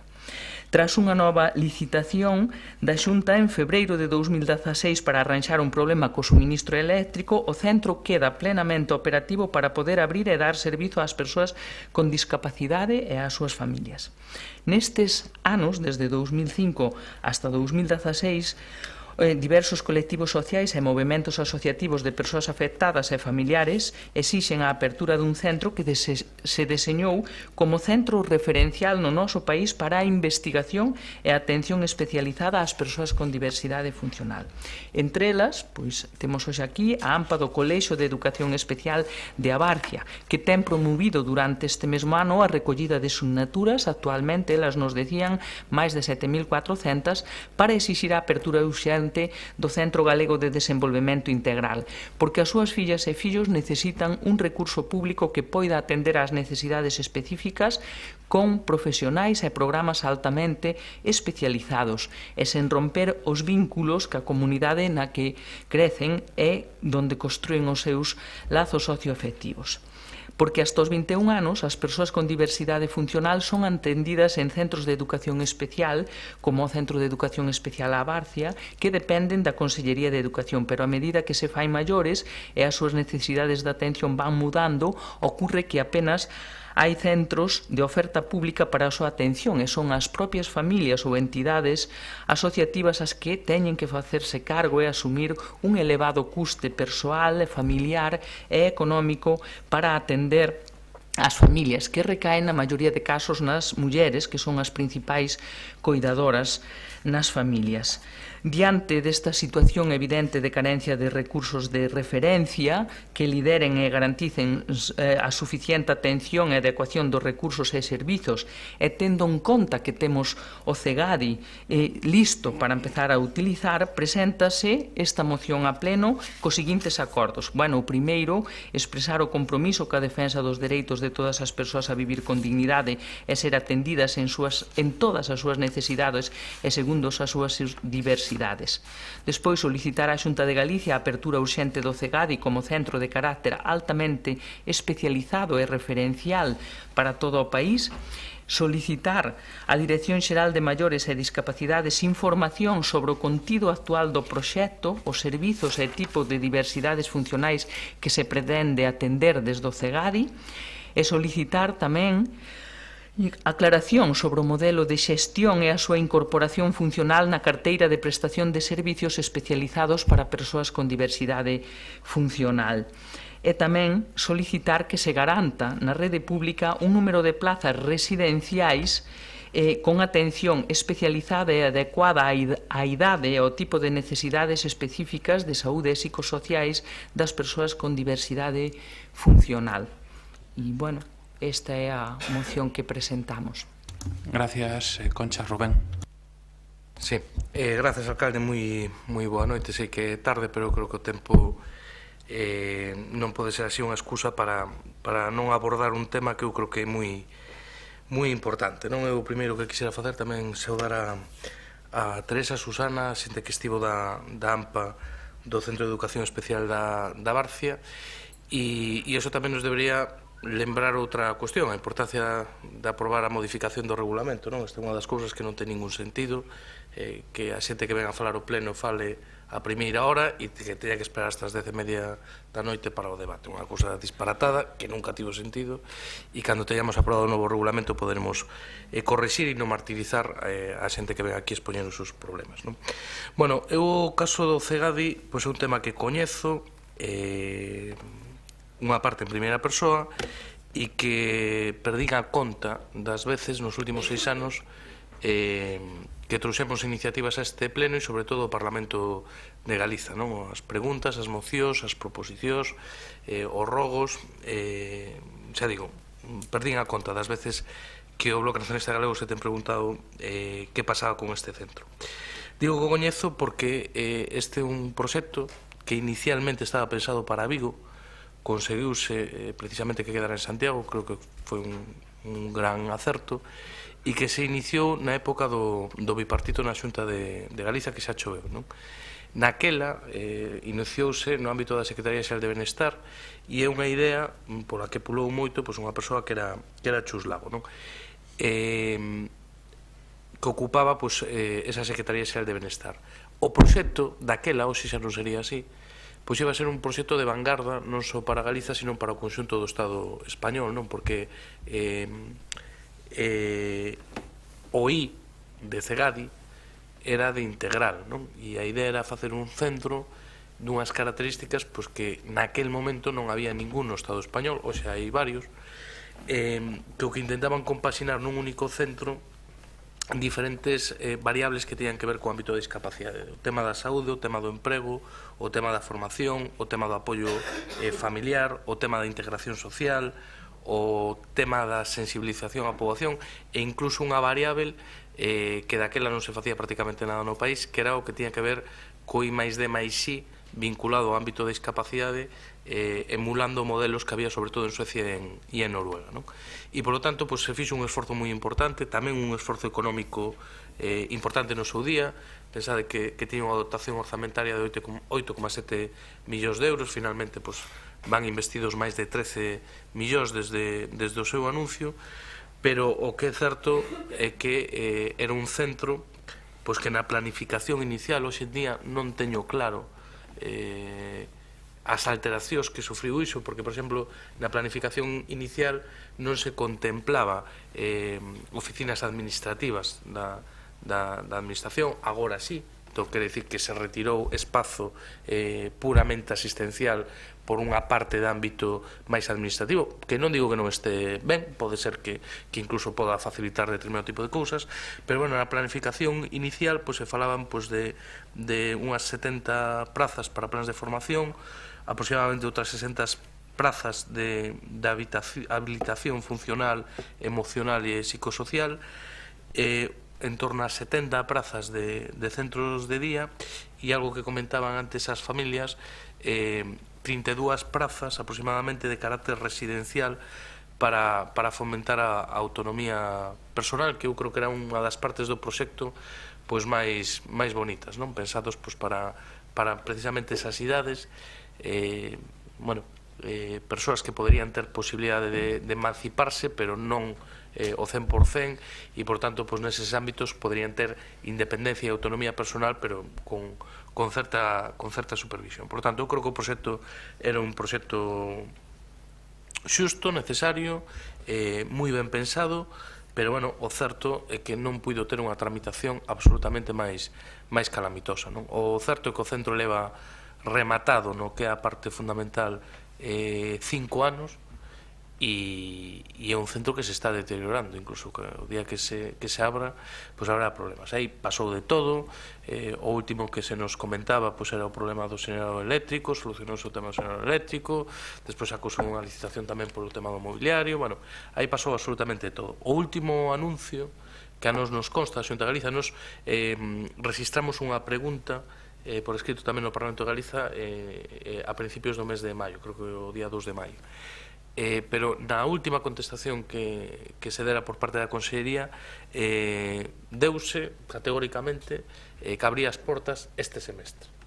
Bueno, este semestre remata dentro de 5 semanas, moitos visos eso non ten de abrir, pero, bueno, eu creo que é destas cousas que eu creo que paga a pena remar xuntos. Eu creo que as reivindicacións da AMPA do Centro de Educación Especial da Barcia están totalmente fundadas. Era un centro que non tiña unha vocación local nin comarcal, sino unha vocación galega, e pensade que en Galiza hai cuantificadas en torno a 250.000 persoas con algún tipo de discapacidade, non? Por lo tanto, eu creo que é moi moi importante, ¿no? E, como digo, pues, un centro de referencia, tiña unhas instalacións espectaculares, que tiña piscina dentro, toda unha serie de cuestións para incluso servicio de restauración de cafetería propio, servicios de fisioterapia de último nivel, e, bueno, eu creo que sería un equipamento moi bo para Santiago como capital de Galiza e, en xeral, pues, para todo o ámbito da discapacidade tamén do ámbito local e comarcal, ¿no?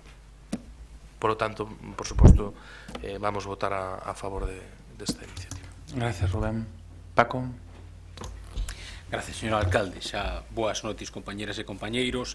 Teresa e Susana, moi boas noites, benvidas e moitas grazas por a paciencia que tedes demostrado aguantando todo este pleno xa ata o final, ata o remate. Efectivamente, en febreiro de 2016 quedou totalmente terminada a construción do Centro Galego de Desenvolvemento Integral, o CEGADI, na nosa cidade, un centro cuxo fin é a rehabilitación integral para persoas con discapacidade. Neste edificio, ademais dos servizos de rehabilitación funcional e promoción da autonomía persoal, tamén se ia desenvolver un centro de día para 71 persoas e un área residencial para casi 40. A día de hoxe, 2 anos despois, este centro continúa pechado e sen actividade, a pesar das moitas reclamacións dos colectivos sociais e asociacións afectadas por esta decisión do Goberno do Partido Popular da Xunta de Galicia, entre eles a AMPA do Colexio de Educación Especial de Abarcia. Durante este tempo, o Grupo Parlamentario Socialista ten presentado varias iniciativas reclamando e denunciando a situación na que a Consellería viña mantendo este centro de máis de 8.000 metros cuadrados, situado nunha parcela cedida polo Concello no ano 2005 en Meixonfrío e cuxo investimento ascende a máis de 9 millóns de euros, abogados en parte cos fondos do programa europeo Interreg 3. Chámanos a atención que un ano e 3 meses despois de ser rematado, o Goberno de Compostela Aberta se interese pola súa apertura, curiosamente, 9 días despois de que un grupo da oposición lle presentara varias preguntas para contestar por escrito para que lle explique as xestións que o Goberno realizou no último ano coa Xunta de Galicia para reclamar a súa inmediata posta en marcha.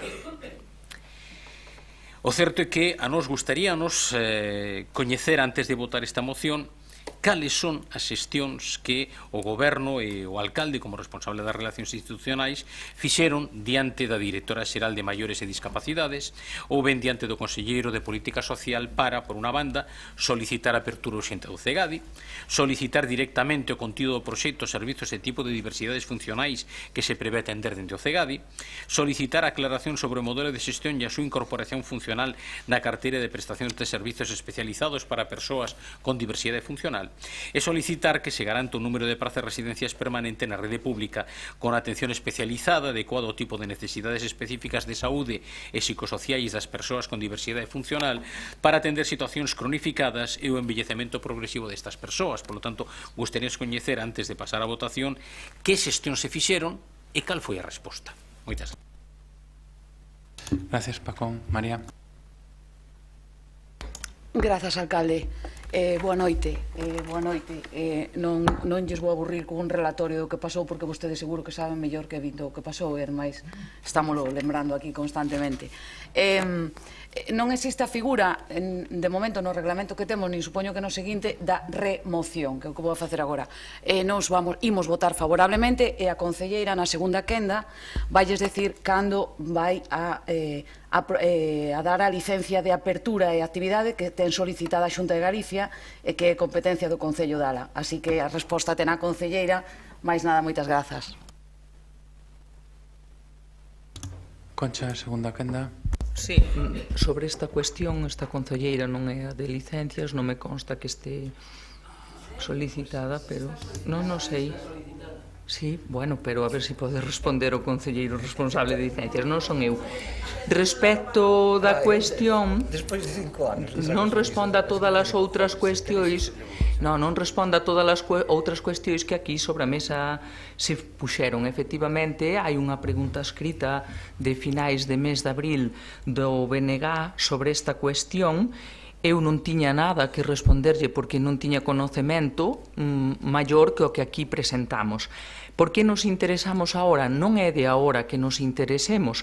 A campaña que promove a AMPA do Centro de Educación Especial da Barcia é de xaneiro de 2017 e é cando se reaviva toda esta cuestión. Tamén é durante os inicios deste mes de maio que aparecen diferentes publicacións na prensa respecto desta situación do CEGADI. É certo tamén que, a pesar das preguntas formuladas no Pleno do Parlamento polo BNG ou das mesmas preguntas formuladas por xornalistas nos artigos que se plantean sobre o CEGADI, naide consigue saber algunhas das cuestións que aquí están sobre a mesa, desde que tipo de servicios ali se van a ofertar, cual é o plan de funcionamento ou o modelo de xestión. Non o conocemos e non sei se iso vai incorporado na solicitude de licencia. Únicamente decir, para aclarar algunhas cuestións, que as interlocucións que eu teño tido respecto do CEGADI foron co Conselleiro de Políticas Sociais. Hai un ano aproximadamente o Conselleiro de Políticas Sociais participou nunha xornada de Cogami na sede da Casa das Asociacións de Benestar Social, na que eu tamén participaba. Aproveitei esa ocasión para intercambiar con el algún parecer sobre a situación do CEGADI. Teño que decir que non obtuven ninguna resposta concreta máis alá de que se estaba traballando co horizonte de poñelo en marcha canto antes, é o que podo decir. Nunca tuven un intercambio a respecto do CEGADI ca directora xeral de Maiores e Discapacidades, entre outras cuestións, porque a directora xeral actual de Discapacidades e Maiores creo que o seu nomeamento é de xaneiro deste ano, non? E entonces, e cando me reunín ca AMPA do Centro de Educación Especial a Barcia, tampouco tuveran ocasión de ter intercambio ca Xunta para conocer máis do proxecto.